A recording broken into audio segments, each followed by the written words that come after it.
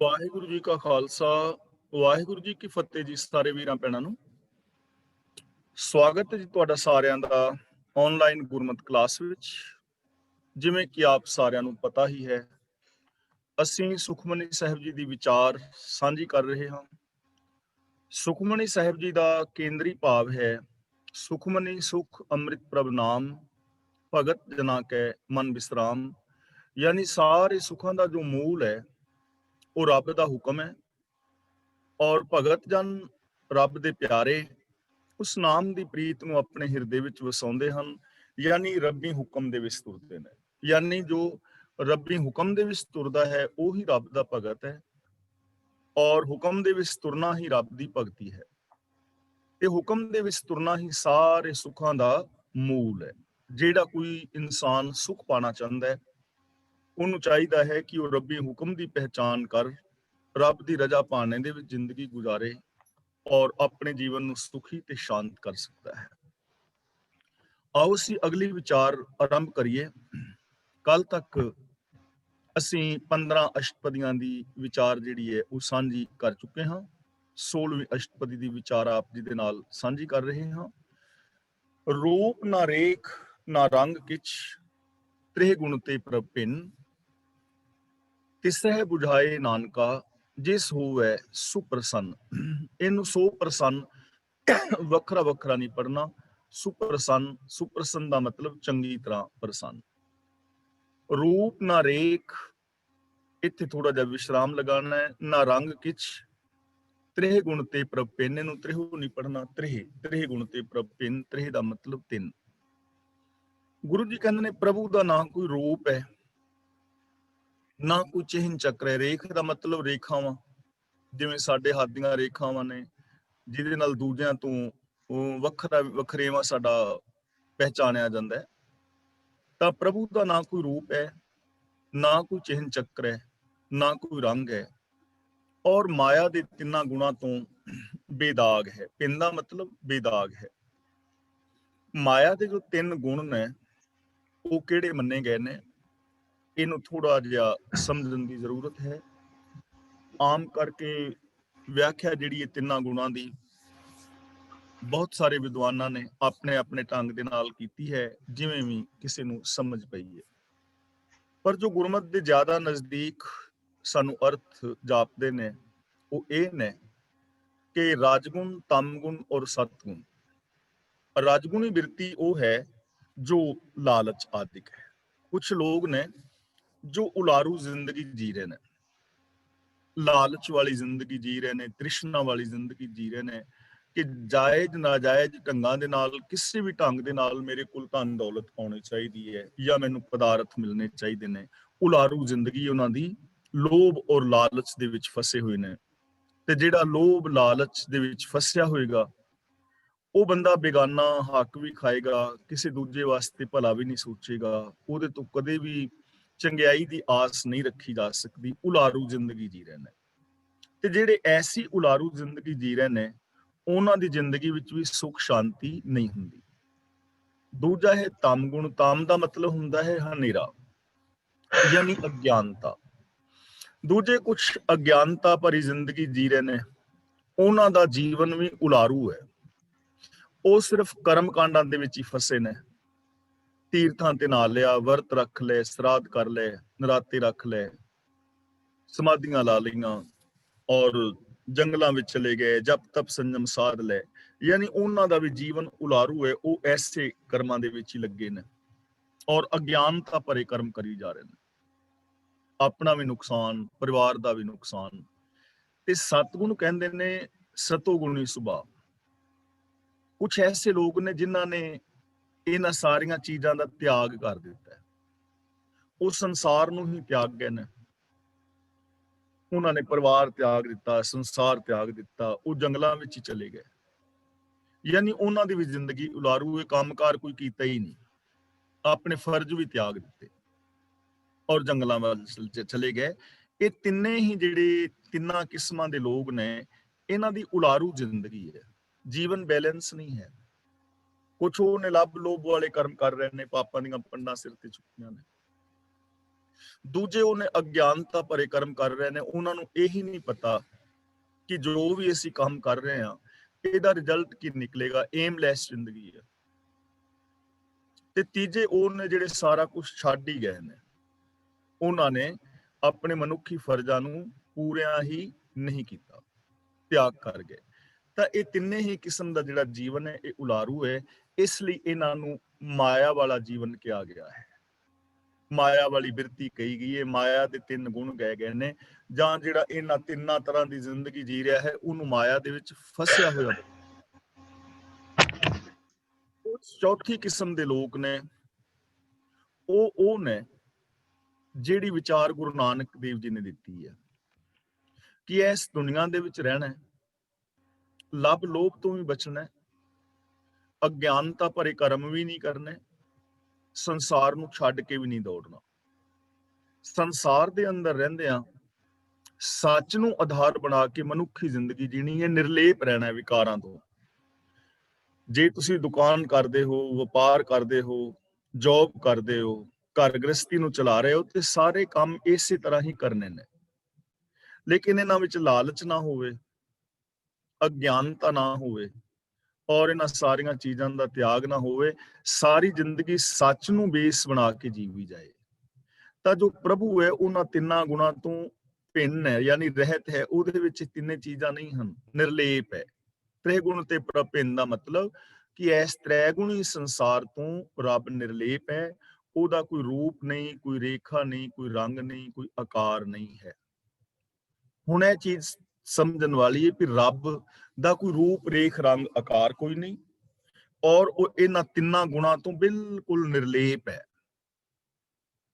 ਤਾਂ ਜਿਹਦਾ ਰੂਪ ਰੇਖ ਰੰਗ ਆਕਾਰ ਹੋਏਗਾ ਉਹ ਰੱਬ ਨਹੀਂ ਹੋਏਗਾ। ਇਸ ਕਰਕੇ ਰੱਬ ਦੀ ਤਸਵੀਰ ਨਹੀਂ ਬਣਾਈ ਜਾ ਸਕਦੀ, ਕਿਉਂਕਿ ਉਹਦਾ ਰੂਪ ਰੇਖ ਰੰਗ ਆਕਾਰ ਹੈ ਹੀ ਨਹੀਂ, ਕੋਈ ਵਿਸ਼ੇਸ਼ ਰੂਪ ਨਹੀਂ ਹੈ ਕਿ ਉਹ ਫਲਾਂ ਬੰਦੇ ਵਰਗਾ ਹੈ, ਜਾਂ ਫਲਾਂ ਔਰਤ ਵਰਗਾ ਹੈ, ਜਾਂ ਫਲਾਂ ਆਕਾਸ਼ ਵਰਗਾ ਹੈ। ਐਵੇਂ ਨਹੀਂ, ਉਹਦੀ ਤੁਲਨਾ ਕਿਸ ਨਾਲ ਕੀਤੀ ਨਹੀਂ ਜਾ ਸਕਦੀ, ਰੂਪ ਨਹੀਂ ਹੈ। ਗੁਰੂ ਸਾਹਿਬ ਜੀ ਦਾ ਪਾਵਨ ਬਚਨ ਅਸੀਂ ਰੋਜ਼ ਪੜ੍ਹਦੇ ਹਾਂ ਨਾ, ਸਹਿਸਤਵ ਨੈਣ ਨਨ ਨੈਣ ਹੈ ਤੋਹਿ ਕੋ, ਕਿ ਰੱਬਾ ਤੇਰੀਆਂ ਕੋਈ ਵਿਸ਼ੇਸ਼ ਅੱਖਾਂ ਨਹੀਂ ਹੈ ਕਿ ਫਲਾਣੇ ਬੰਦੇ ਵਰਗੀਆਂ ਰੱਬ ਦੀਆਂ ਅੱਖਾਂ ਨੇ, ਐਵੇਂ ਨਹੀਂ। ਵੈਸੇ ਆ ਸਾਰੀਆਂ ਅੱਖਾਂ ਤੇਰੀਆਂ ਹੀ ਨੇ, ਇਹਨਾਂ ਅੱਖਾਂ ਵਾਲੇ ਲੋਕਾਂ ਦੇ ਵਿੱਚ ਤੂੰ ਹੀ ਵਸਣਾ, ਇਹਨਾਂ ਅੱਖਾਂ ਵਿੱਚ ਤੂੰ ਹੀ ਵੇਖ ਰਿਹਾ ਹੈ, ਪਰ ਤੇਰੀ ਕੋਈ ਵਿਸ਼ੇਸ਼ ਅੱਖ ਨਹੀਂ ਹੈ। ਸਹਿਸ ਮੂਰਤ ਨਨਾ ਏਕ ਤੋਂ ਹੀ, ਤੇਰਾ ਕੋਈ ਵਿਸ਼ੇਸ਼ ਰੂਪ ਨਹੀਂ ਹੈ ਕਿ ਤੂੰ ਫਲਾਣੇ ਬੰਦੇ ਵਰਗਾ ਹੈ, ਫਲਾਂ ਬਾਬੇ ਵਰਗਾ ਹੈ ਨਾ, ਲੇਕਿਨ ਅਦਿਸਤਾ ਜਗਤ ਸਾਰਾ ਤੇਰਾ ਹੀ ਰੂਪ ਹੈ। ਤਾਂ ਉਹਦਾ ਕੋਈ ਵਿਸ਼ੇਸ਼ ਰੂਪ ਨਹੀਂ, ਉਹਦੀ ਤਸਵੀਰ ਨਹੀਂ ਬਣਾਈ ਜਾ ਸਕਦੀ, ਔਰ ਖਾਸ ਗੱਲ ਉਹ ਸੰਸਾਰ ਵਿੱਚ ਰਹਿੰਦਾ ਨਿਰਲੇਪ ਹੈ। ਤਾਂ ਜਿਨਨੇ ਉਸ ਰੱਬ ਦੇ ਨਾਲ ਜੁੜਨਾ ਹੈ, ਮਿਲਣਾ ਹੈ, ਤਾਂ ਸਭ ਤੋਂ ਪਹਿਲੀ ਗੱਲ ਉਹਨੂੰ ਸਮਝ ਹੋਣੀ ਚਾਹੀਦੀ ਹੈ ਕਿ ਉਹਦਾ ਰੂਪ ਰੇਖ ਰੰਗ ਆਕਾਰ ਕੋਈ ਨਹੀਂ, ਸਾਰੇ ਸੰਸਾਰ ਦੇ ਅੰਦਰ ਉਹ ਸਮਾਇਆ ਹੋਇਆ ਹੈ। ਔਰ ਜੇ ਸੰਸਾਰ ਨੂੰ ਪੂਰੇ ਸਮੱਗਰ ਨੂੰ ਵੇਖੋ ਤੇ ਉਹਦਾ ਰੂਪ ਹੀ ਹੈ, ਪ੍ਰਗਟ ਰੂਪ ਹੈ, ਔਰ ਉਹ ਤਿੰਨਾਂ ਗੁਣਾਂ ਤੋਂ ਭਿੰਨ ਹੈ। ਇਹਨਾਂ ਤਿੰਨਾਂ ਗੁਣਾਂ ਤੋਂ ਜਿਹੜਾ ਭਿੰਨ ਬੰਦਾ ਹੋਏਗਾ ਉਹ ਰੱਬ ਦੇ ਵਿੱਚ ਅਭੇਦ ਹੋ ਜਾਏਗਾ। ਇਹਨਾਂ ਤਿੰਨਾਂ ਗੁਣਾਂ ਦੇ ਵਿੱਚ ਜੀਣ ਵਾਲਾ ਉਹਦੇ ਵਿੱਚ ਨਹੀਂ ਮਿਲ ਪਾਏਗਾ। ਅਗਲਾ ਬਚਨ ਕਰਦੇ ਨੇ, ਤਿਸਹਿ ਬੁਝਾਏ ਨਾਨਕਾ ਜਿਸ ਹੋਵੇ ਸੋ ਪ੍ਰਸੰਨ। ਬੁਝਾਏ ਦਾ ਮਤਲਬ ਬੁਝਾਉਂਦਾ ਹੈ, ਸਮਝ ਦਿੰਦਾ ਹੈ। ਤਾਂ ਇਹ ਨਾਨਕ ਉਹ ਆਪਣਾ ਆਪ ਉਸ ਮਨੁੱਖ ਨੂੰ ਸਮਝਾਉਂਦਾ ਹੈ ਜਿਸ ਤੇ ਉਹ ਆਪ ਤਰੁੱਠਦਾ ਹੈ, ਰਹਿਮਤ ਕਰਦਾ ਹੈ। ਸੁਪਰਸੰਨ ਦਾ ਮਤਲਬ ਤਰੁੱਠਣਾ, ਰਹਿਮਤ ਕਰਨੀ, ਬਖਸ਼ਿਸ਼ ਕਰਨੀ। ਉਹਨੂੰ ਰੱਬ ਆਪਣਾ ਆਪਾ ਬੁਝਾਉਂਦਾ ਹੈ, ਜਾਂ ਉਹਨੂੰ ਇਸ ਗੱਲ ਦੀ ਸਮਝ ਆਉਂਦੀ ਹੈ ਜੋ ਇਸ ਸ਼ਲੋਕ ਦੇ ਵਿੱਚ ਗੁਰੂ ਜੀ ਕਹਿ ਰਹੇ ਨੇ, ਜਿਹਦੇ ਤੇ ਤਰੁੱਠਦਾ ਹੈ, ਕਿਰਪਾ ਕਰਦਾ ਹੈ।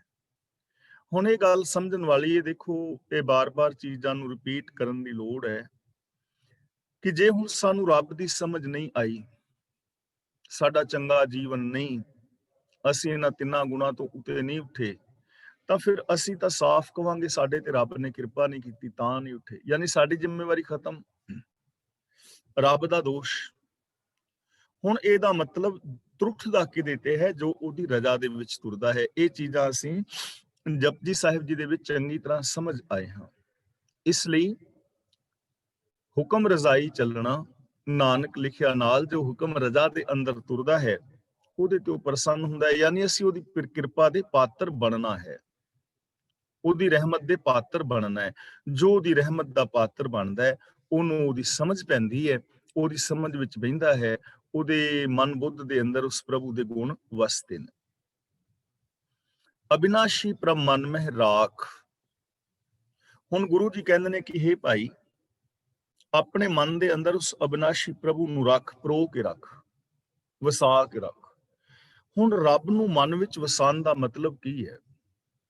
ਦੇਖੋ, ਸਾਡੇ ਮਨ ਵਿੱਚ ਕੀ ਵਸਦਾ ਹੈ, ਸਾਡੀ ਸੋਚ ਕੈਸੀ ਹੈ, ਸਾਡੇ ਮਨ ਅੰਦਰ ਫੁਰਨੇ ਕੈਸੇ ਆ ਰਹੇ ਨੇ। ਜੋ ਸਾਡੇ ਮਨ ਵਿੱਚ ਵਸ ਰਿਹਾ ਹੈ ਨਾ, ਉਹ ਸਾਡੀ ਸੋਚ ਦੇ ਵਿੱਚੋਂ ਪ੍ਰਗਟ ਹੋ ਰਿਹਾ ਹੈ, ਬੋਲਾਂ ਚੋਂ, ਵਿਹਾਰ ਵਿੱਚੋਂ, ਸੋਚ ਵਿੱਚੋਂ, ਜੋ ਸਾਡੇ ਅੰਦਰ ਵਸ ਰਿਹਾ ਹੈ, ਸੋਚ ਜੈਸੀ ਮੈਂਟੈਲਿਟੀ ਹੈ।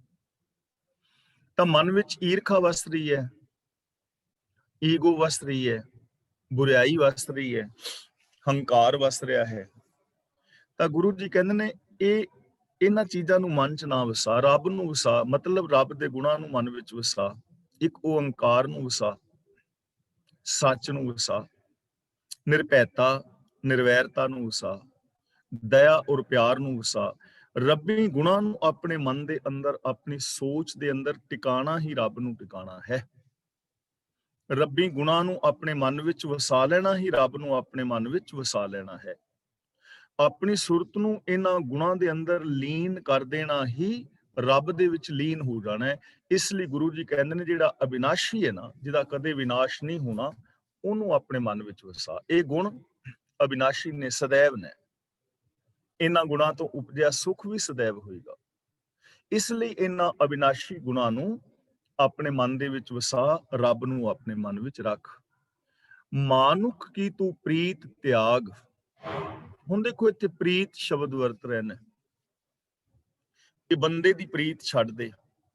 ਹੁਣ ਇਹ ਚੀਜ਼ ਨਾ ਸਮਝਣ ਵਾਲੀ ਹੈ। ਕੁਝ ਭਾਵ ਅਰਥ ਹੁੰਦੇ ਨੇ, ਜੇ ਅੱਖਰੀ ਅਰਥ ਸਮਝਾਂਗੇ ਤੇ ਸਾਨੂੰ ਇੰਝ ਹੀ ਲੱਗੇਗਾ ਕਿ ਬੰਦਿਆਂ ਦੇ ਨਾਲ ਪ੍ਰੀਤ ਨਾ ਕਰੋ। ਤੇ ਜਦੋਂ ਅਸੀਂ ਆਪਸ ਵਿੱਚ ਪ੍ਰੀਤ ਨਹੀਂ ਕਰਾਂਗੇ, ਪਿਆਰ ਨਹੀਂ ਕਰਾਂਗੇ, ਤਾਂ ਫਿਰ ਕੀ ਹੋਏਗਾ? ਦੁਸ਼ਮਣੀ ਆਪ ਹੀ ਪੈਦਾ ਹੋ ਜਾਣੀ ਹੈ ਨਾ, ਈਰਖਾ ਆਪੇ ਹੀ ਪੈਦਾ ਹੋ ਜਾਣੀ ਹੈ। ਕੁਦਰਤ ਦਾ ਨਿਯਮ ਹੈ, ਜਿੱਥੋਂ ਇੱਕ ਚੀਜ਼ ਨੂੰ ਹਟਾਓਗੇ, ਉੱਥੇ ਦੂਜੀ ਚੀਜ਼ ਕੁਦਰਤ ਭੇਜ ਦਿੰਦੀ ਹੈ। ਸਾਡੀ ਜੋ ਆ ਦੁਨੀਆ ਹੈ, ਮਿਸਾਲ ਵਜੋਂ ਅਸੀਂ ਪਾਣੀ ਦਾ ਗਲਾਸ ਭਰਿਆ ਹੋਇਆ ਹੈ ਤੇ ਅਸੀਂ ਪਾਣੀ ਦਾ ਗਲਾਸ ਖਾਲੀ ਕਰ ਦਿੱਤਾ, ਤਾਂ ਸਾਡੇ ਖਿਆਲ ਵਿੱਚ ਪਾਣੀ ਬਾਹਰ ਚਲਾ ਗਿਆ, ਗਲਾਸ ਖਾਲੀ ਹੋ ਗਿਆ। ਪਰ ਕੁਦਰਤ ਨੇ ਉਸ ਗਲਾਸ ਨੂੰ ਨਾਲ ਦੇ ਨਾਲ ਹਵਾ ਦੇ ਨਾਲ ਭਰ ਦਿੱਤਾ। ਗਲਾਸ ਖਾਲੀ ਨਹੀਂ ਹੈ, ਹਵਾ ਦਾ ਭਰਿਆ ਹੋਇਆ ਹੈ। ਜੇ ਉਸ ਗਲਾਸ ਵਿੱਚੋਂ ਹਵਾ ਕੱਢੋਗੇ ਤੇ ਉਹ ਪਿਚਕ ਜਾਏਗਾ। ਆ ਜਿਵੇਂ ਪਲਾਸਟਿਕ ਦੀਆਂ ਬੋਤਲਾਂ ਨੇ ਨਾ, ਜਦੋਂ ਅਸੀਂ ਪਾਣੀ ਵਿੱਚੋਂ ਕੱਢ ਕੇ ਉਹਨਾਂ ਨੂੰ ਥੋੜਾ ਦਬਾ ਕੇ ਢੱਕਣ ਬੰਦ ਕਰੀਏ ਤਾਂ ਚਿਪਕੀਆਂ ਹੀ ਰਹਿ ਜਾਂਦੀਆਂ ਨੇ। ਕਿਉਂ ਰਹਿ ਜਾਂਦੀਆਂ ਨੇ? ਕਿਉਂਕਿ ਵਿੱਚੋਂ ਹਵਾ ਨਿਕਲ ਗਈ। ਜੇ ਹਵਾ ਅੰਦਰ ਹੋਏਗੀ ਤਾਂ ਚਿਪਕਣਗੀਆਂ ਨਹੀਂ। ਗਲਾਸ ਵਿੱਚ ਜੇ ਹਵਾ ਨਹੀਂ ਹੋਏਗੀ ਤਾਂ ਚਿਪਕ ਜਾਏਗਾ। ਅਸੀਂ ਪਾਣੀ ਕੱਢਿਆ ਤੇ ਉਸ ਪਾਣੀ ਦੀ ਜਗ੍ਹਾ ਤੇ ਕੁਦਰਤ ਨੇ ਹਵਾ ਭੇਜਤੀ, ਆਟੋਮੈਟਿਕਲੀ ਆ ਗਈ, ਖਾਲੀ ਨਹੀਂ ਰਹੇਗੀ। ਇਸੇ ਤਰ੍ਹਾਂ ਜਦੋਂ ਅਸੀਂ ਆਪਣੀ ਮੈਂਟੈਲਿਟੀ ਚੋਂ ਪਿਆਰ ਕੱਢ ਦਿਆਂਗੇ ਨਾ, ਤਾਂ ਈਰਖਾ ਨੂੰ ਸੱਦਣ ਦੀ ਲੋੜ ਨਹੀਂ ਪੈਣੀ, ਈਰਖਾ ਆਪੇ ਹੀ ਆ ਜਾਣੀ। ਆਪਣੀ ਜ਼ਿੰਦਗੀ ਦੇ ਵਿੱਚੋਂ ਜਦੋਂ ਤੁਸੀਂ ਨਿਮਰਤਾ ਨੂੰ ਕੱਢ ਦੋਗੇ ਨਾ, ਤਾਂ ਅਹੰਕਾਰ ਆਟੋਮੈਟਿਕਲੀ ਆ ਜਾਏਗਾ। ਜੇ ਆਪਣੀ ਸੋਚ ਅੰਦਰੋਂ ਪੋਜ਼ਿਟਿਵਿਟੀ ਨੂੰ ਕੱਢ ਦੋਗੇ, ਤਾਂ ਨੈਗੇਟਿਵਿਟੀ ਨੂੰ ਬੁਲਾਵਾ ਦੇਣ ਦੀ ਲੋੜ ਨਹੀਂ ਪੈਣੀ, ਨੈਗੇਟਿਵਿਟੀ ਆਟੋਮੈਟਿਕਲੀ ਆ ਜਾਏਗੀ। ਤਾਂ ਇੱਥੇ ਪ੍ਰੀਤ ਦਾ ਮਤਲਬ ਪਿਆਰ ਨਹੀਂ ਹੈ, ਇੱਥੇ ਪ੍ਰੀਤ ਦਾ ਮਤਲਬ ਹੈ ਮੋਹ। ਜਿਹੜਾ ਬੰਦੇ ਦਾ ਮੋਹ ਹੈ ਨਾ, ਉਹ ਤਿਆਗ ਦੇ। ਮੋਹ ਵਿੱਚ ਔਰ ਪਿਆਰ ਵਿੱਚ ਫਰਕ ਹੁੰਦਾ ਹੈ। ਮੋਹ ਔਰ ਪਿਆਰ ਵਿੱਚ ਫਰਕ ਹੁੰਦਾ ਹੈ। ਮੋਹ ਕੇਵਲ ਆਪਣੇ ਵਾਸਤੇ ਸੋਚਦਾ ਹੈ, ਮੋਹ ਬੰਦੇ ਨੂੰ ਸਵਾਰਥੀ ਬਣਾਉਂਦਾ ਹੈ।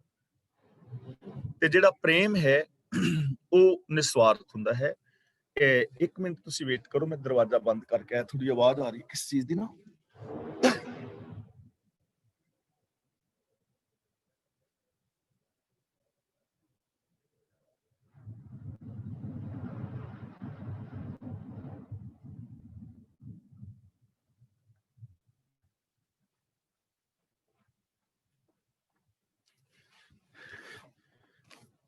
ਸ਼ਾਇਦ ਨਾ ਉਤਲੀ ਛੱਤ ਵਿੱਚ ਕਿਤੇ ਕੰਮ ਚੱਲ ਰਿਹਾ ਸੀ ਤੇ ਮੈਂ ਦਰਵਾਜ਼ਾ ਬੰਦ ਕਰਨ ਨਾਲ ਥੋੜੀ ਆਵਾਜ਼ ਘੱਟ ਜਾਏਗੀ।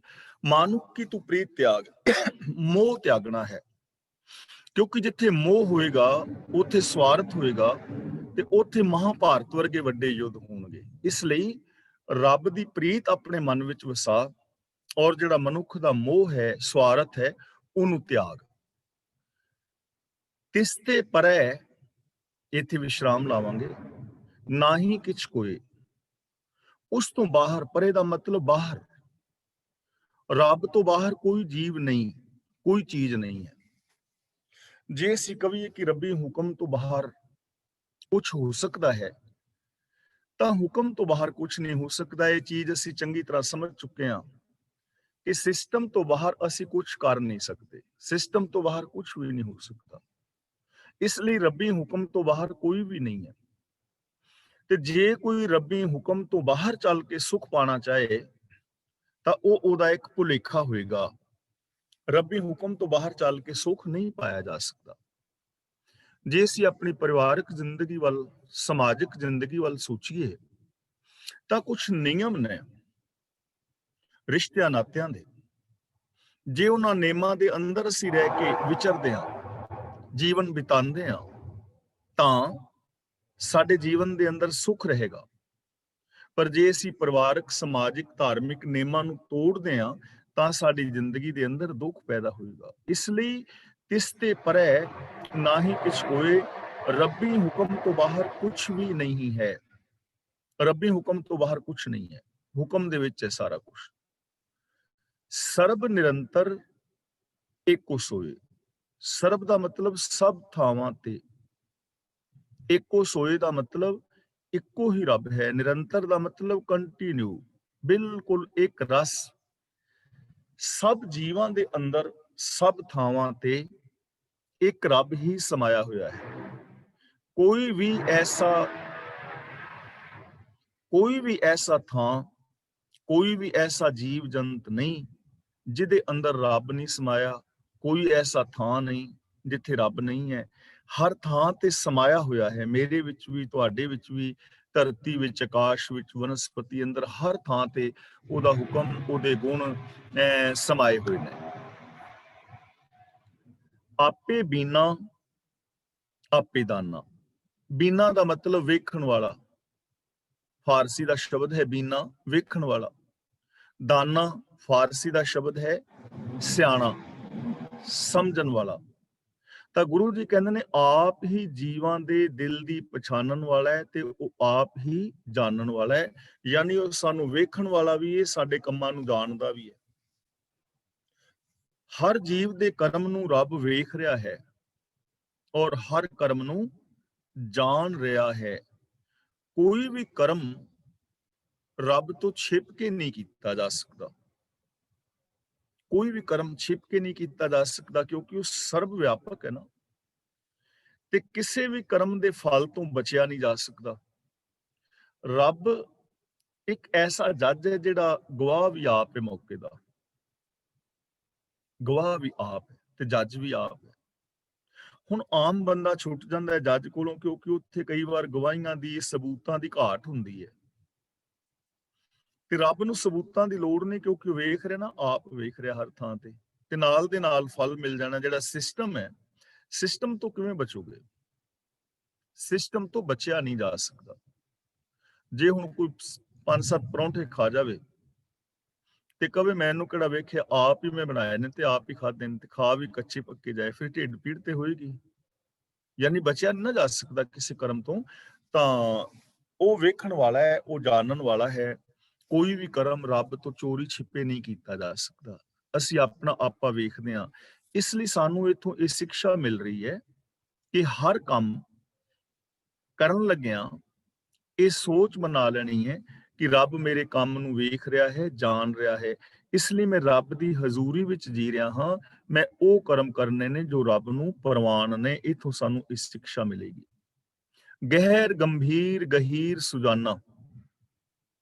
ਗਹਿਰ ਦਾ ਮਤਲਬ ਬਹੁਤ ਡੂੰਘਾ, ਗਹਿਰਾ, ਔਰ ਗੰਭੀਰ ਦਾ ਮਤਲਬ ਡੂੰਘਾ, ਗਹੀਰ ਦਾ ਮਤਲਬ ਡੂੰਘਾ, ਸੁਜਾਨਾ ਦਾ ਮਤਲਬ ਸਿਆਣਾ, ਤੇ ਡੂੰਘਾ ਦਾ ਮਤਲਬ ਜਿਸ ਦਾ ਭੇਦ ਲੱਭਣਾ ਬੜਾ ਔਖਾ ਹੈ। ਪ੍ਰਭੂ ਬੜਾ ਗੰਭੀਰ ਹੈ, ਬੜਾ ਡੂੰਘਾ ਹੈ ਔਰ ਬੜਾ ਸਿਆਣਾ ਹੈ। ਇਹ ਚੀਜ਼ ਸਮਝਣ ਵਾਲੀ ਹੈ। ਰੱਬ ਬੜਾ ਡੂੰਘਾ ਗੁਣਾ ਦਾ ਸਾਗਰ ਹੈ, ਸੰਜੀਦਾ ਹੈ, ਸਰਬ ਵਿਆਪਕ ਹੈ ਔਰ ਸਿਆਣਾ ਹੈ। ਇਹ ਚੀਜ਼ ਸਮਝਣ ਵਾਲੀ ਹੈ। ਤਾਂ ਇਹਦਾ ਮਤਲਬ ਕਿ ਰੱਬ ਸਾਡੇ ਅੰਦਰ ਵਸਦਾ ਹੈ ਤੇ ਅਸੀਂ ਵੀ ਉਸੇ ਰੱਬ ਦਾ ਰੂਪ ਆ। ਸਾਡੇ ਅੰਦਰ ਵੀ ਇਹ ਕੁਆਲਿਟੀਆਂ ਪੈਦਾ ਹੋ ਸਕਦੀਆਂ ਨੇ, ਕਿਉਂਕਿ ਰੱਬ ਸਾਡੇ ਅੰਦਰ ਹੈ, ਅਸੀਂ ਰੱਬ ਦਾ ਰੂਪ ਹਾਂ। ਤੇ ਜੇ ਇੱਕ ਨਿੱਕੀ ਜੀ ਬੂੰਦ ਸਮੁੰਦਰ ਵਿੱਚ ਮਿਲ ਕੇ ਸਮੁੰਦਰ ਦਾ ਰੂਪ ਹੋ ਜਾਏ ਤਾਂ ਉਹ ਵੀ ਗਹਿਰੀ ਹੋ ਜਾਏਗੀ, ਉਹ ਵੀ ਡੂੰਘੀ ਹੋ ਜਾਏਗੀ, ਉਹ ਵੀ ਸਾਰੀਆਂ ਚੀਜ਼ਾਂ ਦੀ ਮਾਲਕ ਹੋ ਜਾਏਗੀ, ਕਿਉਂਕਿ ਉਹ ਬੂੰਦ ਵੱਖਰੀ ਨਹੀਂ ਰਹੀ, ਉਹ ਸਾਗਰ ਹੋ ਗਈ। ਤੇ ਜੇ ਅਸੀਂ ਆਪਣੀ ਮੱਤ ਛੱਡ ਕੇ, ਆਪਣੀ ਸੋਚ ਛੱਡ ਕੇ, ਆਪਣੀ ਸੋਚ ਨੂੰ ਗੁਰੂ ਦੀ ਸੋਚ ਵਿੱਚ ਲੀਨ ਕਰ ਦਈਏ, ਆਪਣੀ ਸੋਚ ਨੂੰ ਰੱਬੀ ਸੋਚ ਵਿੱਚ ਲੀਨ ਕਰ ਦਈਏ, ਤਾਂ ਅਸੀਂ ਵੀ ਐਸੇ ਮਹਾਨ ਹੋ ਜਾਾਂਗੇ। ਅਬ ਤੋ ਜਾਏ ਚੜ੍ਹੇ ਸਿੰਘਾਸਨ, ਮਿਲੇ ਹੈ ਸਾਰਿੰਗ ਪਾਣੀ, ਰਾਮ ਕਬੀਰਾ ਏਕ ਪੈ ਹੈ, ਕੋਈ ਨਾ ਸਕੇ ਪਛਾਣੇ। ਤਾਂ ਰੱਬ ਗਹਿਰ ਗੰਭੀਰ ਗਹੀਰ ਹੈ, ਸੁਜਾਨ ਹੈ, ਸਿਆਣਾ ਹੈ। ਇੱਕ ਪਹਿਲੀ ਗੱਲ, ਉਹਨੂੰ ਇਮੋਸ਼ਨਲ ਬਲੈਕਮੇਲ ਨਹੀਂ ਕੀਤਾ ਜਾ ਸਕਦਾ। ਦੂਜੀ ਗੱਲ, ਅਸੀਂ ਉਸ ਰੱਬ ਦੇ ਰੂਪ ਹਾਂ। ਤੇ ਤੀਜੀ ਗੱਲ, ਅਸੀਂ ਵੀ ਇਹਨਾਂ ਗੁਣਾਂ ਦੇ ਧਾਰਨੀ ਹੋਣਾ ਹੈ। ਜਦੋਂ ਅਸੀਂ ਇਹਨਾਂ ਗੁਣਾਂ ਦੇ ਧਾਰਨੀ ਹੋਵਾਂਗੇ, ਸਾਨੂੰ ਵੀ ਸੁੱਖ ਮਿਲੇਗਾ। ਪਾਰ ਬ੍ਰਹਮ ਪਰਮੇਸ਼ਵਰ ਗੋਬਿੰਦ, हे ਪਾਰ ਬ੍ਰਹਮ, हे ਪਰਮ ਈਸ਼ਵਰ, हे ਸਭ ਤੋਂ ਵੱਡੇ, हे ਗੋਬਿੰਦ, ਗੋ ਦਾ ਮਤਲਬ ਸ੍ਰਿਸ਼ਟੀ, ਬਿੰਦ ਦਾ ਮਤਲਬ ਪੈਦਾ ਕਰਨ ਵਾਲਾ, हे ਜੀਵਾਂ ਦੇ ਪਾਲਕ, ਜੀਵਾਂ ਨੂੰ ਪੈਦਾ ਕਰਨ ਵਾਲੇ, ਕਿਰਪਾ ਨਿਧਾਨ, ਦਇਆਲ ਬਖਸ਼ੰਦ। ਇਹਨੂੰ ਕਿਰਪਾ ਨਹੀਂ ਪੜਨਾ, ਕਿਰਪਾ ਬੋਲਾਂਗੇ। ਕਿਰਪਾ, ਕਿਰਪਾ ਬੋਲਣ ਦੇ ਨਾਲ ਰਾਰਾ ਪੂਰਾ ਬੋਲ ਜਾਂਦਾ ਹੈ। ਕਿਰਪਾ ਨਿਧਾਨ, ਕਿਰਪਾ ਨਿਧਾਨ ਦਾ ਮਤਲਬ ਕਿਰਪਾ ਦਾ, ਦਇਆ ਦਾ ਭੰਡਾਰ, ਦਇਆ ਦਾ ਖਜ਼ਾਨਾ। ਦਇਆਲ, ਇਹਨੂੰ ਦਿਆਲ ਨਹੀਂ ਬੋਲਣਾ। ਕਈ ਵਾਰੀ ਬਹੁਤੇ ਵੀਰ ਭੈਣਾਂ ਦਿਆਲ ਬੋਲ ਜਾਂਦੇ ਨੇ। ਦਿਆਲ ਬੋਲਣ ਨਾਲ ਕੀ ਹੋਏਗਾ? ਦੱਦੇ ਨਾਲ ਸਿਹਾਰੀ, ਐੜੇ ਨਾਲ ਕੰਨਾ ਔਰ ਲੱਲਾ ਬੋਲੇਗਾ ਦਿਆਲ, ਈੜੀ ਵਿੱਚੋਂ ਗਾਇਬ ਹੋ ਜਾਏਗੀ। ਇਸ ਲਈ ਇਹਦਾ ਸ਼ੁੱਧ ਉਚਾਰਨ ਹੋਏਗਾ ਦਇਆਲ, ਦਇਆਲ, ਬਖਸ਼ੰਦ, ਬਖਸ਼ਿਸ਼ ਕਰਨ ਵਾਲਾ। हे ਦਇਆ ਦੇ ਖਜ਼ਾਨੇ, हे ਦਇਆ ਦੇ ਘਰ, हे ਬਖਸ਼ਣਹਾਰ ਪ੍ਰਭੂ। ਤਾਂ ਰੱਬ ਬਖਸ਼ਿੰਦ ਹੈ, ਬਖਸ਼ਣ ਵਾਲਾ ਹੈ। ਦਇਆ ਔਰ ਕਿਰਪਾ ਦਾ ਖਜ਼ਾਨਾ ਹੈ, ਭਰਿਆ ਪਿਆ ਹੈ, ਸਮੁੰਦਰ ਹੈ। ਤਾਂ ਜਿੰਨੀ ਮਰਜ਼ੀ ਤੁਸੀਂ ਦਇਆ ਪ੍ਰਾਪਤ ਕਰ ਸਕਦੇ ਹੋ, ਦਇਆ ਦੇ ਪਾਤਰ ਬਣਨਾ ਹੈ। ਤੁਹਾਡੇ ਕੋਲ ਬਰਤਨ ਕਿੰਨਾ ਹੈ? ਵਿਸ਼ਵਾਸ ਦਾ, ਪਿਆਰ ਦਾ। ਔਰ ਬਖਸ਼ਿਸ਼ਾਂ ਕਰਨ ਵਾਲਾ ਹੈ ਰੱਬ। ਰੱਬ ਨੇ ਕੋਈ ਵੀ ਪਦਾਰਥ ਆਪਣੇ ਵਾਸਤੇ ਨਹੀਂ ਰੱਖਿਆ ਕਿ ਮੈਨੂੰ ਇਹਨਾਂ ਚੀਜ਼ਾਂ ਦੀ ਲੋੜ ਹੈ।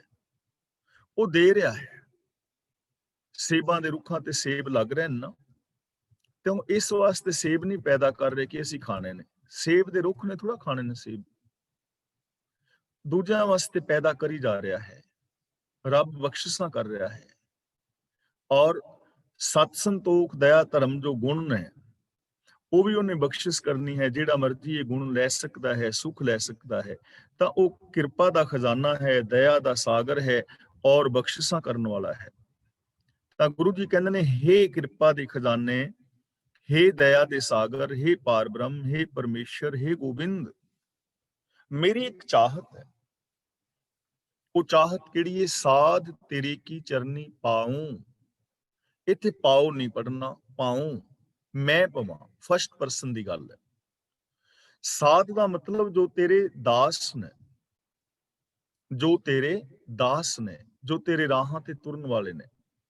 ਸਾਧ ਤੇਰੇ ਕੀ ਚਰਨੀ ਪਾਉ, ਮੈਂ ਤੇਰੇ ਦਾਸਾਂ ਦੀ ਚਰਨੀ ਲੱਗਾ। ਯਾਨੀ ਮੈਂ ਉਹਨਾਂ ਰਾਹਾਂ ਤੇ ਤੁਰਾਂ ਜਿਨ੍ਹਾਂ ਰਾਹਾਂ ਤੇ ਤੇਰੇ ਪਿਆਰੇ ਜਾਂਦੇ ਨੇ। ਤੇਰੀ ਸ਼ਰਨ ਵਿੱਚ ਰਹਾ ਜਿਵੇਂ ਤੇਰੇ ਪਿਆਰੇ ਰਹਿੰਦੇ ਨੇ। ਔਰ ਜਿਹੜੇ ਤੇਰੇ ਪਿਆਰੇ ਨੇ, ਜੋ ਤੇਰੀ ਰਜਾ ਭਾਣੇ ਵਿੱਚ ਤੁਰਨ ਵਾਲੇ ਨੇ, ਮੈਂ ਉਹਨਾਂ ਦਾ ਮਾਣ ਕਰਾਂ, ਸਤਿਕਾਰ ਕਰਾਂ, ਆਦਰ ਕਰਾਂ, ਉਹਨਾਂ ਦੀ ਮੈਂ ਸੰਗਤ ਕਰਾਂ। ਕਿਉਂਕਿ ਜੋ ਬੰਦਾ ਜੈਸੀ ਸੰਗਤ ਕਰੇਗਾ, ਵੈਸੇ ਉਹਦੇ ਅੰਦਰ ਗੁਣ ਔਗਣ ਜਾਂ ਚੰਗਾ ਮਾੜਾ ਸੁਭਾਅ ਪੈਦਾ ਹੋ ਜਾਏਗਾ, ਜੈਸੀ ਸੰਗਤ ਕਰੇਗਾ। ਤਾਂ ਸਾਨੂੰ ਇਥੋਂ ਪ੍ਰੇਰਨਾ ਮਿਲ ਰਹੀ ਹੈ, ਅਸੀਂ ਉਹਨਾਂ ਵੀਰਾਂ ਭੈਣਾਂ ਦੀ ਸੰਗਤ ਕਰਨੀ ਹੈ ਜੋ ਗੁਰਬਾਣੀ ਮੁਤਾਬਕ ਜ਼ਿੰਦਗੀ ਜੀ ਰਹੇ ਹਨ। ਸਾਧ ਤੇਰੇ ਕੀ ਚਰਨੀ ਪਾਉ, ਨਾਨਕ ਕੈ ਮਨ। ਇੱਥੇ ਵਿਸਰਾਮ ਲਾਵਾਂਗੇ। ਇਹ ਅਨਰਾਓ, ਇਹਨੂੰ ਇਹੋ ਨਹੀਂ ਪੜਨਾ। ਇਹ ਅਨਰਾਓ ਦਾ ਮਤਲਬ ਉਮੰਗ, ਚਾਹ, ਪ੍ਰੀਤ, ਅਨੁਰਾਗ ਜਾਂ ਤਾਂਗ ਜਾਂ ਖਿੱਚ। ਗੁਰੂ ਜੀ ਕਹਿੰਦੇ ਨੇ ਦਾਸ ਨਾਨਕ ਦੇ ਮਨ ਦੇ ਅੰਦਰ ਇਹ ਤਾਂਗ ਹੈ, ਇਹ ਖਿੱਚ ਹੈ, ਸੱਦਰ ਹੈ ਕਿ ਮੈਂ ਤੇਰੇ ਪਿਆਰਿਆਂ ਦੀ ਚਰਨੀ ਲੱਗਾ, ਤੇਰੇ ਦਾਸਾਂ ਦਾ ਮੈਂ ਆਦਰ ਸਤਕਾਰ ਮਾਣ ਕਰਾਂ। ਤੇ ਮੇਰੇ ਅੰਦਰ ਇਹ ਤਾਂਗ ਹੈ ਕਿ ਜਿਨ੍ਹਾਂ ਰਾਹਾਂ ਤੇ ਤੇਰੇ ਦਾਸ ਤੁਰਦੇ ਨੇ, ਮੈਂ ਵੀ ਉਹਨਾਂ ਰਾਹਾਂ ਤੇ ਚੱਲ ਸਕਾਂ। ਅਸੀਂ ਆਪਣੇ ਅੰਦਰ ਇਹ ਤਾਂਗ ਪੈਦਾ ਕਰਨੀ, ਆਪਣਾ ਗੋਲ ਬਣਾਉਣਾ। ਜੇ ਸਾਡੀ ਜ਼ਿੰਦਗੀ ਵਿੱਚ ਇਹ ਤਾਂਗ ਪੈਦਾ ਹੋ ਜਾਂਦੀ ਹੈ, ਇਹ ਖਿੱਚ ਪੈਦਾ ਹੋ ਜਾਂਦੀ ਹੈ, ਔਰ ਅਸੀਂ ਇਹਨਾਂ ਗੁਣਾਂ ਨੂੰ ਆਪਣੀ ਜ਼ਿੰਦਗੀ ਦਾ ਗੋਲ ਬਣਾ ਲੈਂਦੇ ਹਾਂ, ਤਾਂ ਫਿਰ ਮੇਰੀ ਵਿਚਾਰ ਕੀਤੀ ਹੋਈ ਔਰ ਤੁਹਾਡੀ ਵਿਚਾਰ ਸੁਣੀ ਹੋਈ ਸਫਲੀ ਹੋਗੀ। ਤੇ ਜੇ ਅਸੀਂ ਸਾਰਿਆਂ ਨੇ ਇਹ ਵਿਚਾਰ ਕਰਦੇ ਹਾਂ, ਆਪਣੇ ਅੰਦਰ ਇਹ ਤਾਂਗ ਪੈਦਾ ਨਾ ਕੀਤੀ, ਤਾਂ ਫਿਰ ਪੜਿਆ ਸੁਣਿਆ ਸਾਡਾ ਸਫਲ ਨਹੀਂ ਹੋਇਆ। ਪੜੇ ਸੁਨੇ ਕਿਆ ਹੁਈ, ਜੋ ਸਹਿਜ ਨਾ ਮਿਲਿਓ ਸੋਈ। ਕਿਆ ਪੜੀਏ ਕਿਆ ਗੁਨੀਏ, ਕਿਆ ਵੇਦ ਪੁਰਾਨਾ ਸੁਣੀਏ, ਪੜੇ ਸੁਨੇ ਕਿਆ ਹੁਈ, ਜੋ ਸਹਿਜ ਨਾ ਮਿਲਿਓ ਸੋਈ। ਗੁਰੂ ਰਹਿਮਤ ਕਰੇ ਸਾਡੀ ਜ਼ਿੰਦਗੀ ਦੇ ਅੰਦਰ ਇਹ ਤਾਂਗ ਪੈਦਾ ਹੋਵੇ, ਸਾਡੇ ਜੀਵਨ ਦੇ ਅੰਦਰ ਇਹ ਖਿੱਚ ਪੈਦਾ ਹੋਵੇ, ਅਸੀਂ ਆਪਣੀ ਜ਼ਿੰਦਗੀ ਦਾ ਇਹ ਗੋਲ ਬਣਾ ਲਈਏ ਕਿ ਅਸੀਂ ਰੱਬੀ ਪਿਆਰਿਆਂ ਦੀ ਸੰਗਤ ਕਰਨੀ ਹੈ, ਰੱਬੀ ਗੁਣਾਂ ਦੇ ਧਾਰਨੀ ਹੋਣਾ ਹੈ, ਰੱਬੀ ਰਜ਼ਾ ਮੁਤਾਬਕ ਜ਼ਿੰਦਗੀ ਜੀਣੀ ਹੈ। ਔਰ ਸ੍ਰੀ ਗੁਰੂ ਗ੍ਰੰਥ ਸਾਹਿਬ ਜੀ ਨੇ ਜੋ ਸਾਨੂੰ ਵੇ ਆਫ ਲਾਈਫ ਦਿੱਤਾ ਹੈ, ਇਸ ਵੇ ਆਫ ਲਾਈਫ ਨੂੰ ਅਸਾਂ ਅਪਣਾਉਣਾ ਹੈ। ਹੁਣ ਅਗਲਾ ਗੁਣ ਰੱਬ ਦਾ ਦੱਸ ਰਹੇ ਨੇ, ਮਨਸਾ ਪੂਰਨ ਸਰਨਾ ਜੋਗ। ਮਨਸਾ ਦਾ ਮਤਲਬ ਖਾਹਿਸ਼, ਮਨਸਾ ਦਾ ਮਤਲਬ ਮਨ ਦਾ ਫੁਰਨਾ, ਸਰਨਾ ਜੋਗ ਦਾ ਮਤਲਬ ਸਰਨ ਦੇਣ ਯੋਗ, ਜੋ ਸ਼ਰਨ ਆਏ ਦੀ ਸਹਾਇਤਾ ਕਰ ਸਕੇ। ਕਈ ਵਾਰ ਹੁੰਦਾ ਨਾ, ਅਸੀਂ ਬਚਾਅ ਵਾਸਤੇ ਕਿਸੇ ਦੀ ਸ਼ਰਨ ਵਿੱਚ ਜਾਂਦੇ ਆ, ਪਰ ਉਹ ਬੰਦਾ ਕਮਜ਼ੋਰ ਹੁੰਦਾ, ਉਹ ਸਾਨੂੰ ਬਚਾ ਨਹੀਂ ਪਾਉਂਦਾ, ਸਗੋਂ ਸਾਡੀ ਜਾਨ ਵਾਸਤੇ ਖਤਰਾ ਪੈਦਾ ਹੋ ਜਾਂਦਾ। ਤੇ ਇੱਕ ਬੰਦਾ ਉਹ ਹੈ ਜਿਹਦੇ ਕੋਲ ਅਸੀਂ ਬਚਾਅ ਵਾਸਤੇ ਜਾਂਦੇ ਆ, ਉਹਦੇ ਕੋਲ ਸਮਰੱਥਾ ਹੈ। ਜਦੋਂ ਕਿ ਉਹ ਬੰਦਾ ਫਲਾਂ ਬੰਦੇ ਦੀ ਸ਼ਰਨ ਵਿੱਚ ਚਲਾ ਗਿਆ ਤੇ ਦੁਸ਼ਮਣ ਉਹਦੇ ਵੱਲ ਝਾਕਦਾ ਵੀ ਨਹੀਂ। ਛੇਵੇਂ ਪਾਤਸ਼ਾਹ ਦੇ ਪਾਵਨ ਚਰਨਾਂ ਦੇ ਅੰਦਰ ਸ਼ਰਨ ਵਿੱਚ ਬੀਬੀ ਕੌਲਾਂ ਚਲੇ ਗਏ, ਜਾਨ ਬਚ ਗਈ ਨਾ ਉਹਨਾਂ ਦੀ। ਭਾਈ ਨੰਦ ਲਾਲ ਸਿੰਘ ਜੀ ਗੁਰੂ ਗੋਬਿੰਦ ਸਿੰਘ ਜੀ ਦੇ ਪਾਵਨ ਚਰਨਾਂ ਦੀ ਸ਼ਰਨ ਵਿੱਚ ਆ ਗਏ। ਯਾਨੀ ਕਿੰਨੇ ਐਸੇ ਲੋਕ ਨੇ ਜੋ ਗੁਰੂ ਦੀ ਸ਼ਰਨ ਵਿੱਚ, ਪ੍ਰਭੂ ਦੀ ਸ਼ਰਨ ਵਿੱਚ ਆ ਗਏ ਤੇ ਪ੍ਰਭੂ ਉਹਨਾਂ ਦੀ ਰੱਖਿਆ ਕਰਨ ਵਾਲਾ ਹੈ, ਰਾਖੀ ਕਰਨ ਯੋਗ ਹੈ। ਇਸ ਲਈ ਗੁਰੂ ਜੀ ਨੇ ਬਚਨ ਕੀਤਾ ਹੈ, ਸਿੰਘ ਸਰਨ ਕਤ ਜਾਈਐ ਜੋ ਜੰਬੂਕ ਗ੍ਰਸ ਹੈ। ਸ਼ੇਰ ਦੀ ਸ਼ਰਨ ਵਿੱਚ ਜਾਣ ਦਾ ਫਾਇਦਾ ਹੀ ਕੀ ਹੈ ਜੇ ਜੰਬੂਕ ਗਿੱਦੜ ਦਾ ਡਰ ਬਣਿਆ ਰਹਿਣਾ ਹੈ। ਜਦੋਂ ਕੋਈ ਸ਼ੇਰ ਦੀ ਸ਼ਰਨ ਵਿੱਚ ਚਲਾ ਜਾਏ, ਜਿਹਦੀ ਰਾਖੀ ਕਰਨ ਵਾਲਾ ਸ਼ੇਰ ਹੋਵੇ, ਉਹਨੂੰ ਗਿੱਦੜਾਂ ਦਾ ਡਰ ਨਹੀਂ ਰਹਿੰਦਾ। ਤੇ ਰੱਬ ਦੇ ਅੰਦਰ, ਗੁਰੂ ਦੇ ਅੰਦਰ ਸਮਰੱਥਾ ਹੈ, ਸ਼ਰਨ ਆਇਆਂ ਨੂੰ ਵਿਕਾਰਾਂ ਤੋਂ ਬਚਾ ਸਕਦਾ ਹੈ। ਹੁਣ ਦੇਖੋ, ਜੋਤਸ਼ੀ ਨੇ, ਬਾਬੇ ਨੇ, ਮੜੀਆਂ ਕਬਰਾਂ ਨੇ, ਇਹ ਤੁਹਾਨੂੰ ਕਾਮ ਕ੍ਰੋਧ ਲੋਭ ਮੋਹ ਤੋਂ ਬਚਾ ਨਹੀਂ ਸਕਦੇ। ਲੇਕਿਨ ਜੋ ਗੁਰੂ ਹੈ, ਗੁਰੂ ਦੀ ਪਾਵਨ ਬਾਣੀ ਹੈ, ਗੁਰੂ ਦਾ ਦਿੱਤਾ ਹੋਇਆ ਵੇ ਆਫ ਲਾਈਫ ਹੈ, ਸਾਨੂੰ ਇਹਨਾਂ ਵਿਕਾਰਾਂ ਤੋਂ ਬਚਾ ਲੈਂਦਾ ਹੈ। ਤਾਂ ਜਿਹੜੇ ਮਨ ਦੇ ਫੁਰਨੇ ਨੇ ਵਿਕਾਰਾਂ ਵਾਲੇ, ਉਹਨਾਂ ਫੁਰਨਿਆਂ ਨੂੰ ਖਤਮ ਕਰਨ ਵਾਲਾ ਹੈ, ਔਰ ਸ਼ਰਨ ਪੈ ਦੀ ਲਾਜ ਰੱਖਣ ਵਾਲਾ ਹੈ। ਜਿਹੜਾ ਗੁਰੂ ਦੇ, ਪ੍ਰਭੂ ਦੇ ਚਰਨਾਂ ਦੀ ਸ਼ਰਨ ਲੈਂਦਾ, ਉਹਦੇ ਉੱਤੇ ਵਿਕਾਰ ਹਾਵੀ ਨਹੀਂ ਹੁੰਦੇ। ਜੋ ਕਰ ਪਾਇਆ ਸੋਈ ਹੋਗ। ਕਰ ਦਾ ਮਤਲਬ ਹੱਥ ਵਿੱਚ, ਜੋ ਕਰ ਪਾਇਆ, ਕਰ ਦਾ ਮਤਲਬ ਹੱਥ ਵਿੱਚ ਜਾਂ ਹੱਥ ਤੇ, ਸੋਈ ਹੋਗ, ਉਹੀ ਹੋਵੇਗਾ। ਯਾਨੀ ਹੱਥ ਦਾ ਦੂਜਾ ਅਰਥ ਹੈ ਹੱਥ ਨਾਲ, ਜੋ ਕਰ ਪਾਇਆ, ਜੋ ਹੱਥ ਨਾਲ ਪਾ ਦਿੱਤਾ, ਸੋਈ ਹੋਗ। ਤਾਂ ਇੱਥੇ ਕਰ ਪਾਇਆ ਦਾ ਮਤਲਬ ਹੈ ਹੁਕਮ। ਜੋ ਰੱਬ ਨੇ ਹੁਕਮ ਲਿਖ ਦਿੱਤਾ, ਜੋ ਕੁਦਰਤ ਦੀ ਨੇਮ ਬਣ ਗਏ, ਉਹੀ ਕੁਝ ਹੋਏਗਾ। ਕੁਦਰਤ ਦੇ ਨਿਯਮਾਂ ਤੋਂ ਬਾਹਰ ਕੁਝ ਨਹੀਂ ਹੋ ਸਕਦਾ। ਜੋ ਕਰ ਪਾਇਆ, ਜਿਹਨੂੰ ਇੱਥੇ ਕਰ ਪਾਇਆ ਕਹਿ ਰਹੇ ਨੇ, ਉਹਨੂੰ ਜਪਜੀ ਸਾਹਿਬ ਦੇ ਵਿੱਚ ਹੁਕਮ ਰਜਾਈ ਚੱਲਣਾ, ਨਾਨਕ ਲਿਖਿਆ ਨਾਲ ਕਿਆ ਹੈ। ਇੱਥੇ ਕਰ ਪਾਇਆ ਹੱਥ ਦੇ ਨਾਲ, ਮੀਨਸ ਕਿ ਜੋ ਰੱਬ ਨੇ ਹੁਕਮ ਬਣਾ ਦਿੱਤਾ ਹੈ, ਸਿਸਟਮ ਬਣਾ ਦਿੱਤਾ ਹੈ, ਉਹੀ ਹੋਵੇਗਾ। ਸਿਸਟਮ ਤੋਂ ਬਾਹਰ ਕੁਝ ਨਹੀਂ ਹੋਏਗਾ। ਸਿਸਟਮ ਨੂੰ ਸਮਝਣਾ ਪਵੇਗਾ। ਜੇ ਸੁਖ ਚਾਹੁੰਦੇ ਹੋ ਤੇ ਉਹਦੀ ਰਿਕੁਆਇਰਮੈਂਟ ਪੂਰੀ ਕਰਨੀ ਪਵੇਗੀ। ਹੁਕਮ ਤੋਂ ਬਾਹਰ, ਰਜਾ ਤੋਂ ਬਾਹਰ, ਨੇਮਾਂ ਤੋਂ ਬਾਹਰ ਅਸੀਂ ਕੁਝ ਵੀ ਪ੍ਰਾਪਤ ਨਹੀਂ ਕਰ ਸਕਦੇ। ਅਗਲਾ ਬਚਨ ਗੁਰੂ ਪਾਤਸ਼ਾਹ ਜੀ ਕਰ ਰਹੇ ਨੇ, ਹਰਨ ਪਰਨ ਜਾ ਕਾ ਨੇਤਰ ਫੂਰ। ਹਰਨ ਦਾ ਮਤਲਬ ਨਾਸ਼ ਕਰਨਾ ਤੇ ਭਰਨ ਦਾ ਮਤਲਬ ਪਾਲਣਾ।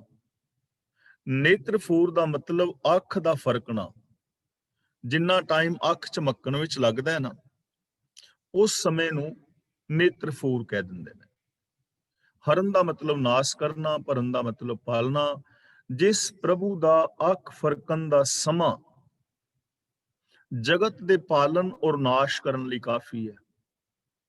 ਯਾਨੀ ਇੱਕ ਪਲ ਵਿੱਚ ਹੀ ਇਸ ਦੁਨੀਆ ਦੀ ਉਤਪਤੀ ਲੈਤਾ ਪਾਲਣਾ ਹੋ ਜਾਂਦੀ ਹੈ।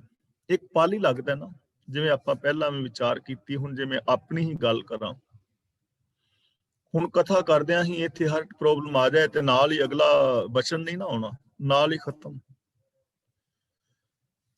ਲੇਕਿਨ ਜੇ ਮਤਲਬ ਸਾਹ ਚੱਲ ਜਾਣ ਤੇ ਸਾਹ ਚੱਲਦੇ ਰਹਿਣ, ਯਾਨੀ ਕੁਦਰਤ ਦੇ ਅੰਦਰ ਇੱਕ ਪਲ ਹੀ ਲੱਗਦਾ ਹੈ। ਮੀਨਸ ਕਿ ਪਾਲਣਾ ਔਰ ਨਾਸ਼ ਕਰਨਾ ਇਹ ਸਭ ਰੱਬ ਦੇ ਹੱਥ ਵਿੱਚ ਹੈ। ਇਹਦਾ ਜਿਹੜਾ ਸਮਗਰ ਭਾਵ ਹੋਏਗਾ ਨਾ, ਸਮਗਰ ਭਾਵ ਮਾਰਨਾ, ਪੈਦਾ ਕਰਨਾ, ਇੱਕ ਪਲ ਦੇ ਵਿੱਚ ਹੀ ਹੋ ਜਾਂਦਾ ਹੈ। ਹੁਣ ਇਹ ਚੀਜ਼ ਨੂੰ ਸਮਝ ਲੈਣਾ। ਇੱਕ ਤਾਂ ਜਿਹੜਾ ਸਰੀਰਕ ਤੌਰ ਤੇ ਜੋ ਪਾਲਣਾ ਪੋਸ਼ਣਾ ਹੋ ਰਹੀ ਹੈ ਜੀਵਨ, ਇਹਨੂੰ ਅਸੀਂ ਸਮਝ ਰਹੇ ਹਾਂ, ਸਾਡੀ ਸਮਝ ਵਿੱਚ ਆ ਹੀ ਰਿਹਾ ਹੈ। ਦੂਜਾ ਹੈ ਪਾਲਣਾ ਪੋਸ਼ਣਾ ਔਰ ਖਤਮ ਕਰਨਾ, ਇੱਕ ਪਲ ਲੱਗਦਾ ਹੈ। ਕਿਹੜਾ? ਹੁਣ ਅਸੀਂ ਜਿਉਂਦੇ ਤੇ ਹੈ ਆ, ਪਰ ਅਸੀਂ ਜ਼ਿੰਦਗੀ ਜੀਂਦਿਆਂ ਮੰਨ ਲਓ ਮੈਂ ਕਿਸੇ ਬੰਦੇ ਦੇ ਕੋਈ 200-400 ਪਾਉਂਡ ਮਾਰ ਜਾਣਾ, ਮੇਰੇ ਮਨ ਅੰਦਰ ਬੇਈਮਾਨੀ ਆ ਗਈ ਤਾਂ ਮੇਰੀ ਅੰਦਰੋਂ ਮੌਤ ਹੋ ਗਈ ਨਾ। ਜ਼ਮੀਰ ਮਰਦਿਆਂ ਇੱਕ ਪਲ ਲੱਗਾ। ਮੈਂ ਕਿਸੇ ਧੀ ਭੈਣ ਵੱਲ ਮਾੜੀ ਨਜ਼ਰ ਨਾਲ ਦੇਖਦਾ, ਇੱਕ ਪਲ ਹੀ ਲੱਗਾ ਨਾ ਮੇਰੀ ਆਤਮਕ ਮੌਤ ਹੋਣ ਵਿੱਚ। ਕਿਉਂਕਿ ਸਰੀਰ ਤੇ ਜਿਉਂਦਾ, ਪਰ ਅੰਦਰੋਂ ਇਨਸਾਨ ਤੇ ਮਰ ਗਿਆ ਨਾ। ਮੈਂ ਤੁਹਾਡੇ ਨਾਲ ਈਰਖਾ ਕੀਤੀ ਤਾਂ ਇੱਕ ਪਲ ਹੀ ਲੱਗਾ ਮੇਰੀ ਮੌਤ ਹੋ ਗਈ, ਅੰਦਰੋਂ ਤਾਂ ਮੈਂ ਮਰ ਗਿਆ। ਤੇ ਜੇ ਕੋਈ ਮਰਿਆ ਪਿਆ ਹੈ ਤੇ ਜੇ ਉਹ ਬੰਦਾ ਈਰਖਾ ਦੀ ਬਜਾਏ ਪਿਆਰ ਕਰਨਾ ਸ਼ੁਰੂ ਕਰ ਦੇਵੇ ਤਾਂ ਇੱਕ ਪਲ ਹੀ ਲੱਗਾ ਜਿੰਦਾ ਹੋਣ, ਇਨਸਾਨੀਅਤ ਜਿੰਦਾ ਹੋ ਗਈ। ਕਿਸੇ ਧੀ ਭੈਣ ਵਾਸਤੇ ਮਾੜਾ ਫੁਰਨਾ ਪੈਦਾ ਹੋਇਆ ਸੀ ਜਾਂ ਕਿਸੇ ਦੀ ਜ਼ਿੰਦਗੀ ਐਸੀ ਸੀ, ਪਰ ਉਹਨੇ ਸੋਚਿਆ ਕਿ ਨਹੀਂ, ਇਹ ਸਭ ਧੀਆਂ ਭੈਣਾਂ ਬਰਾਬਰ ਨੇ, ਇਹ ਮੇਰੀ ਸਾਹਮਣੇ ਜਿਹੜੀ ਔਰਤ ਹੈ ਮੇਰੀ ਬੇਟੀ, ਮਾਂ ਜਾਂ ਭੈਣ ਹੈ। ਇੱਕ ਪਲ ਹੀ ਲੱਗਾ ਨਾ ਜਿੰਦਾ ਹੋਣ ਵਿੱਚ। ਤਾਂ ਆਤਮਕ ਮੌਤ ਔਰ ਆਤਮਕ ਜੀਵਨ ਇੱਕ ਪਲ ਦੇ ਅੰਦਰ ਹੀ ਹੋ ਜਾਂਦੀ। ਰੱਬ ਦੇ ਗੁਣ ਜਦੋਂ ਅੰਦਰ ਵਸਦੇ ਨੇ ਤਾਂ ਬੰਦਾ ਆਤਮਕ ਜੀਵਨ ਜੀ ਪੈਂਦਾ ਹੈ, ਤੇ ਰੱਬੀ ਗੁਣਾਂ ਨਾਲੋਂ ਜਦੋਂ ਬੰਦਾ ਟੁੱਟਦਾ ਹੈ, ਇੱਕ ਪਲ ਦੇ ਅੰਦਰ ਹੀ ਉਹਦੀ ਆਤਮਕ ਮੌਤ ਹੋ ਜਾਂਦੀ ਹੈ। ਇਸਕਾ ਮੰਤਰ ਨਾ ਜਾਣੈ ਹੋਰ। ਮੰਤਰ ਦਾ ਮਤਲਬ ਮੰਤਵ, ਗੁੱਝਾ ਭੇਦ, ਕਿ ਉਹਦੇ ਮਨ ਵਿੱਚ ਕੀ ਹੈ। ਉਹਦਾ ਗੁੱਝਾ ਭੇਦ ਕੋਈ ਹੋਰ ਜੀਵ ਨਹੀਂ ਜਾਣ ਸਕਦਾ। ਇਰਾਦੇ ਨੂੰ ਕੋਈ ਜੀਵ ਜਾਣ ਨਹੀਂ ਸਕਦਾ, ਯਾਨੀ ਉਹਦਾ ਅੰਤ ਨਹੀਂ ਪਾਇਆ ਜਾ ਸਕਦਾ। ਪ੍ਰਭੂ ਦੇ ਹੁਕਮ ਦਾ ਅੰਤ ਕਿਵੇਂ ਪਾ ਲਵਾਂਗੇ? ਅੰਤ ਪਾਇਆ ਹੀ ਨਹੀਂ ਜਾ ਸਕਦਾ, ਕਿਉਂਕਿ ਉਹ ਅਨੰਤ ਹੈ। ਉਹਦਾ ਅੰਤ ਪਾਇਆ ਨਹੀਂ ਜਾ ਸਕਦਾ। ਉਹਦੇ ਗੁੱਝੇ ਭੇਤ ਨੂੰ ਕੋਈ ਜਾਣ ਨਹੀਂ ਸਕਦਾ। ਆਨੰਦ ਰੂਪ ਮੰਗਲ ਸਦ ਜਾਕੈ। ਇਹਨੂੰ ਆਨੰਦ ਨਹੀਂ ਪੜਨਾ, ਆਨੰਦ। ਆਨੰਦ ਰੂਪ, ਇੱਥੇ ਰੂਪ ਤੇ ਥੋੜਾ ਵਿਸ਼ਰਾਮ ਲਗਾਵਾਂਗੇ। ਮੰਗਲ ਸਦ ਜਾਕੈ, ਮੰਗਲ ਦਾ ਮਤਲਬ ਖੁਸ਼ੀਆਂ। ਜਿਸ ਪ੍ਰਭੂ ਦੇ ਘਰ ਵਿੱਚ ਸਦਾ ਆਨੰਦ ਔਰ ਖੁਸ਼ੀਆਂ ਨੇ, ਰੱਬ ਦੇ ਘਰ ਵਿੱਚ ਹਮੇਸ਼ਾ ਹੀ ਖੁਸ਼ੀਆਂ ਨੇ, ਹਮੇਸ਼ਾ ਹੀ ਆਨੰਦ ਹੈ। ਆਨੰਦ ਬਾਰੇ ਅਸੀਂ ਆਨੰਦ ਸਾਹਿਬ ਜੀ ਦੀ ਪਾਵਨ ਬਾਣੀ ਵਿੱਚ ਖੁੱਲ ਕੇ ਵਿਚਾਰ ਕਰ ਰਹੇ ਹਾਂ ਕਿ ਆਨੰਦ ਕੀ ਹੈ। ਥੋੜੇ ਜਿਹੇ ਰੂਪ ਵਿੱਚ ਮੈਂ ਫਿਰ ਦੁਹਰਾ ਦਿਆਂ। ਆਨੰਦ ਮਨੁੱਖੀ ਮਨ ਦੀ ਉਸ ਅਵਸਥਾ ਦਾ ਨਾਮ ਹੈ ਜਿੱਥੇ ਜਾ ਕੇ ਇਹਦੇ ਅੰਦਰੋਂ ਵਿਕਾਰ ਸਾਰੇ ਮੁੱਕ ਜਾਂਦੇ ਨੇ, ਸ਼ੁਭ ਗੁਣ ਇਸ ਦੀ ਸੋਚ ਵਿੱਚ ਆ ਜਾਂਦੇ ਹਨ, ਇਹਦੇ ਅੰਦਰ ਗਿਆਨ ਦਾ ਦੀਵਾ ਲਟ-ਲਟ ਕਰਕੇ ਬਲਦਾ ਹੈ, ਇਹਨੂੰ ਕਾਮਨ ਸੈਂਸ ਵਿਵੇਕ ਬੁੱਧ ਮਿਲਦੀ ਹੈ, ਠੀਕ ਔਰ ਗਲਤ ਦਾ ਪੁੰਨ ਪਾਪ ਦਾ ਨਿਰਣਾ ਕਰਨ ਜੋਗਾ ਹੋ ਜਾਂਦਾ ਹੈ, ਹਰ ਇੱਕ ਦੇ ਅੰਦਰ ਰੱਬ ਦਾ ਨੂਰ ਜ਼ਹੂਰ ਜਲਵਾ ਨਜ਼ਰੀ ਪੈਂਦਾ ਹੈ, ਉਸ ਅਵਸਥਾ ਦਾ ਨਾਮ ਆਨੰਦ ਹੈ। ਔਰ ਰੱਬ ਦੇ ਘਰ ਦੇ ਵਿੱਚ ਹਮੇਸ਼ਾ ਹੀ ਆਨੰਦ ਹੈ, ਹਮੇਸ਼ਾ ਹੀ ਖੁਸ਼ੀਆਂ ਨੇ। ਤਾਂ ਇਹਦਾ ਮਤਲਬ ਸਾਡੀ ਜ਼ਿੰਦਗੀ ਵਿੱਚ ਵੀ ਹਮੇਸ਼ਾ ਆਨੰਦ ਹੋ ਸਕਦਾ ਹੈ, ਸਾਡੀ ਜ਼ਿੰਦਗੀ ਵਿੱਚ ਵੀ ਹਮੇਸ਼ਾ ਖੁਸ਼ੀਆਂ ਹੋ ਸਕਦੀਆਂ ਨੇ, ਕਿਉਂਕਿ ਇਹ ਜਗਤ ਰੱਬ ਦਾ ਘਰ ਹੈ। ਇਹ ਜਗ ਸੱਚੇ ਕੀ ਹੈ ਕੋਠੜੀ। ਦੂਜੀ ਗੱਲ, ਸਾਡਾ ਜੋ ਇਹ ਸਰੀਰ ਹੈ ਇਹ ਰੱਬ ਦਾ ਘਰ ਹੈ, ਹਰਮੰਦਰ ਇਹ ਸਰੀਰ ਹੈ। ਤਾਂ ਇਹਦਾ ਮਤਲਬ ਸਾਡੀ ਜ਼ਿੰਦਗੀ ਵਿੱਚ ਵੀ, ਸਾਡੇ ਸਰੀਰ ਘਰ ਵਿੱਚ ਵੀ, ਸਾਡੇ ਸੰਸਾਰ ਵਿੱਚ ਵੀ ਹਰ ਥਾਂ ਤੇ ਖੁਸ਼ੀਆਂ ਤੇ ਆਨੰਦ ਤੇ ਹੈ। ਹੁਣ ਅਸੀਂ ਸੋਚਾਂਗੇ, ਸਮਝਾਂਗੇ ਜਾਂ ਸਵਾਲ ਕਰਾਂਗੇ ਕਿ ਜੇ ਸਾਡੇ ਅੰਦਰ ਖੁਸ਼ੀਆਂ ਔਰ ਆਨੰਦ ਹੈ ਤਾਂ ਫਿਰ ਅਸੀਂ ਦੁਖੀ ਕਿਉਂ ਆ? ਅਸੀਂ ਦੁਖੀ ਕਿਉਂ ਆ?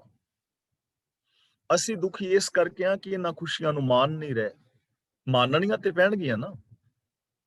ਹੁਣ ਗੁਰਦੁਆਰਾ ਸਾਹਿਬ ਲੰਗਰ ਤਿਆਰ ਹੈ, ਛਕਣਾ ਤੇ ਸਾਨੂੰ ਪਵੇਗਾ ਨਾ। ਪ੍ਰਬੰਧਕਾਂ ਨੇ ਤੇ ਤਿਆਰ ਕਰਾ ਦਿੱਤਾ, ਲਾਂਗਰੀ ਨੇ ਤਿਆਰ ਕਰ ਦਿੱਤਾ, ਬੀਬੀਆਂ ਭੈਣਾਂ ਨੇ ਪ੍ਰਸ਼ਾਦੇ ਪਕਾ ਦਿੱਤੇ, ਲੰਗਰ ਦੇ ਵਿੱਚ ਸੇਵਾਦਾਰ ਖੜੇ ਨੇ ਵਰਤਾਨ ਵਾਸਤੇ, ਥਾਲੀਆਂ ਗਲਾਸ ਸਭ ਕੁਝ ਤਿਆਰ ਹੈ। ਅਨਾਉਂਸ ਕਰ ਰਹੇ ਨੇ ਪ੍ਰਬੰਧਕ ਸੱਜਣ ਵੀ ਲੰਗਰ ਪ੍ਰਸ਼ਾਦਾ ਛਕ ਲੋ। ਗਿਆਨੀ ਜੀ ਨੇ ਅਨਾਉਂਸ ਵੀ ਕਰਤੀ ਹੈ ਕਿ ਪ੍ਰੋਗਰਾਮ ਤੋਂ ਬਾਅਦ ਭਾਈ ਲੰਗਰ ਪ੍ਰਸ਼ਾਦਾ ਛਕ ਕੇ ਜਾਇਓ। ਹੁਣ ਜੇ ਕੋਈ ਨਾ ਛਕਣਾ ਚਾਹੇ ਉਹਨੂੰ ਧੱਕੇ ਨਾਲ ਨਹੀਂ ਨਾ ਛਕਾਇਆ ਜਾ ਸਕਦਾ, ਛਕਣਾ ਤੇ ਸਾਨੂੰ ਪੈਣਾ ਨਾ।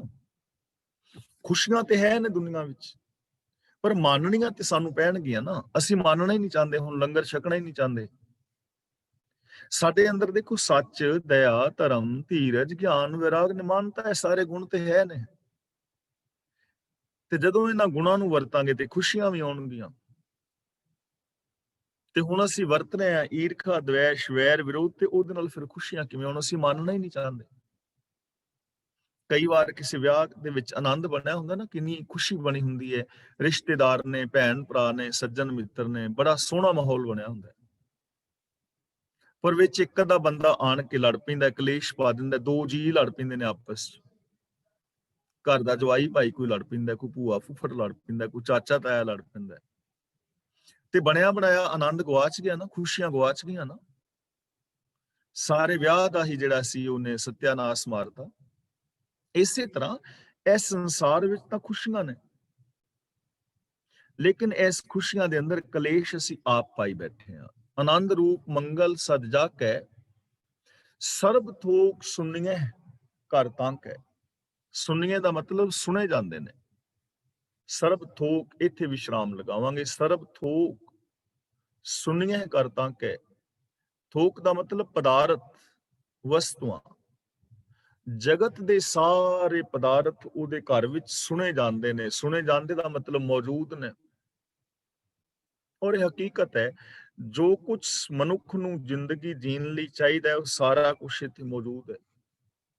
ਅੰਨ ਇੱਥੇ ਪੈਦਾ ਹੋ ਰਿਹਾ ਹੈ, ਫਲ ਫੁੱਲ ਸਬਜ਼ੀਆਂ ਇੱਥੇ ਪੈਦਾ ਹੋ ਰਹੀਆਂ ਨੇ, ਨਦੀਆਂ ਨਾਲੇ ਝੀਲਾਂ ਦਰਿਆ ਇੱਥੇ ਹੈ, ਹਵਾ ਹੈ, ਪੌਣ ਹੈ, ਪਾਣੀ ਹੈ, ਬੈਸੰਤਰ ਹੈ, ਇਹ ਸਾਡੀਆਂ ਲੋੜਾਂ ਨੇ। ਸੂਰਜ ਚੰਦਰਮਾ ਸਾਰਾ ਕੁਝ ਮੌਜੂਦ ਹੈ। ਇਹਨਾਂ ਲੋੜਾਂ ਤੋਂ ਇਲਾਵਾ ਜਿਹੜੀਆਂ ਅਸਾਂ ਹੋਰ ਲੋੜਾਂ ਬਣਾ ਲਈਆਂ ਨੇ ਉਹ ਵੀ ਇੱਥੇ ਮੌਜੂਦ ਨੇ। ਹਾਲਾਂਕਿ ਸੋਨਾ ਵਗੈਰਾ ਪਾਉਣ ਦੀ ਸਾਨੂੰ ਲੋੜ ਨਹੀਂ ਹੈ, ਪਰ ਲੋਕ ਵਰਤਦੇ ਨੇ। ਤਾਂ ਜੇ ਵਰਤਦੇ ਨੇ ਤਾਂ ਸੋਨਾ, ਚਾਂਦੀ, ਅਬਰਕ, ਪੈਟਰੋਲੀਅਮ ਪਦਾਰਥ, ਲਵਣੀਏ ਪਦਾਰਥ, ਛਾਰੀਏ ਪਦਾਰਥ, ਤੈਲੀਏ ਪਦਾਰਥ, ਕਿੰਨਾ ਕੁਛ ਧਰਤੀ ਦੇ ਵਿੱਚ ਮੌਜੂਦ ਹੈ। ਫਿਰ ਅਨੰਤ ਵੱਡਾ ਬ੍ਰਹਿਮੰਡ ਹੈ, ਸਾਰੀਆਂ ਚੀਜ਼ਾਂ ਨੇ। ਜੋ ਕੁਝ ਖੁਸ਼ੀ ਵਾਸਤੇ ਚਾਹੀਦਾ ਹੈ, ਲੋੜ ਵਾਸਤੇ, ਜੀਣ ਵਾਸਤੇ, ਹਰ ਸ਼ੈ ਮੌਜੂਦ ਹੈ। ਸਰਬ ਥੋਕ ਸੁਣੀਏ ਘਰ ਤਾਕੈ। ਤੇ ਉਹ ਰੱਬ ਆਪ ਸਰਬ ਵਿਆਪਕ, ਹੁਣ ਉਹਦੀ ਸਰਬ ਵਿਆਪਕਤਾ ਦਰਸਾ ਰਹੇ ਨੇ। ਰਾਜ ਮਹਿਰਾਜ, ਜੋਗ ਮੈਂ ਜੋਗੀ। ਰਾਜਿਆਂ ਵਿੱਚ ਪ੍ਰਭੂ ਰਾਜਾ ਹੈ ਤੇ ਜੋਗੀਆਂ ਦੇ ਵਿੱਚ ਜੋਗੀ ਹੈ। ਯਾਨੀ ਰਾਜਿਆਂ ਦੇ ਵਿੱਚ ਮਹਾਨ ਰਾਜਾ ਰੱਬ ਹੀ ਹੈ, ਔਰ ਜੋਗੀਆਂ ਦੇ ਵਿੱਚੋਂ ਮਹਾਨ ਵੱਡਾ ਜੋਗੀ ਹੈ। ਭਾਵ ਰੱਬ ਤੋਂ ਵੱਡਾ ਕੋਈ ਰਾਜਾ ਨਹੀਂ, ਰੱਬ ਤੋਂ ਵੱਡਾ ਕੋਈ ਜੋਗੀ ਨਹੀਂ। ਤੇ ਫਿਰ ਦੂਜੀ ਗੱਲ ਹੈ, ਉਹ ਆਪ ਹੀ ਇਹ ਸਾਰਿਆਂ ਦੇ ਵਿੱਚ ਰਾਜੇ ਜੋਗੀ ਸਾਰੇ ਉਹਦੀ ਸੱਤਿਆ ਕਰਕੇ ਚੱਲ ਰਹੇ ਨੇ।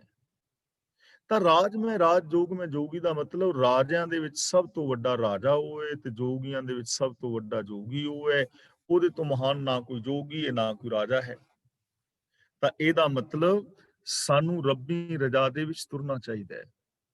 ਨਾ ਕੋਈ ਰਾਜਾ ਨਾ ਕੋਈ ਜੋਗੀ, ਰੱਬ ਦੇ ਸਿਸਟਮ ਨੂੰ ਕੋਈ ਨਹੀਂ ਬਦਲ ਸਕਦਾ।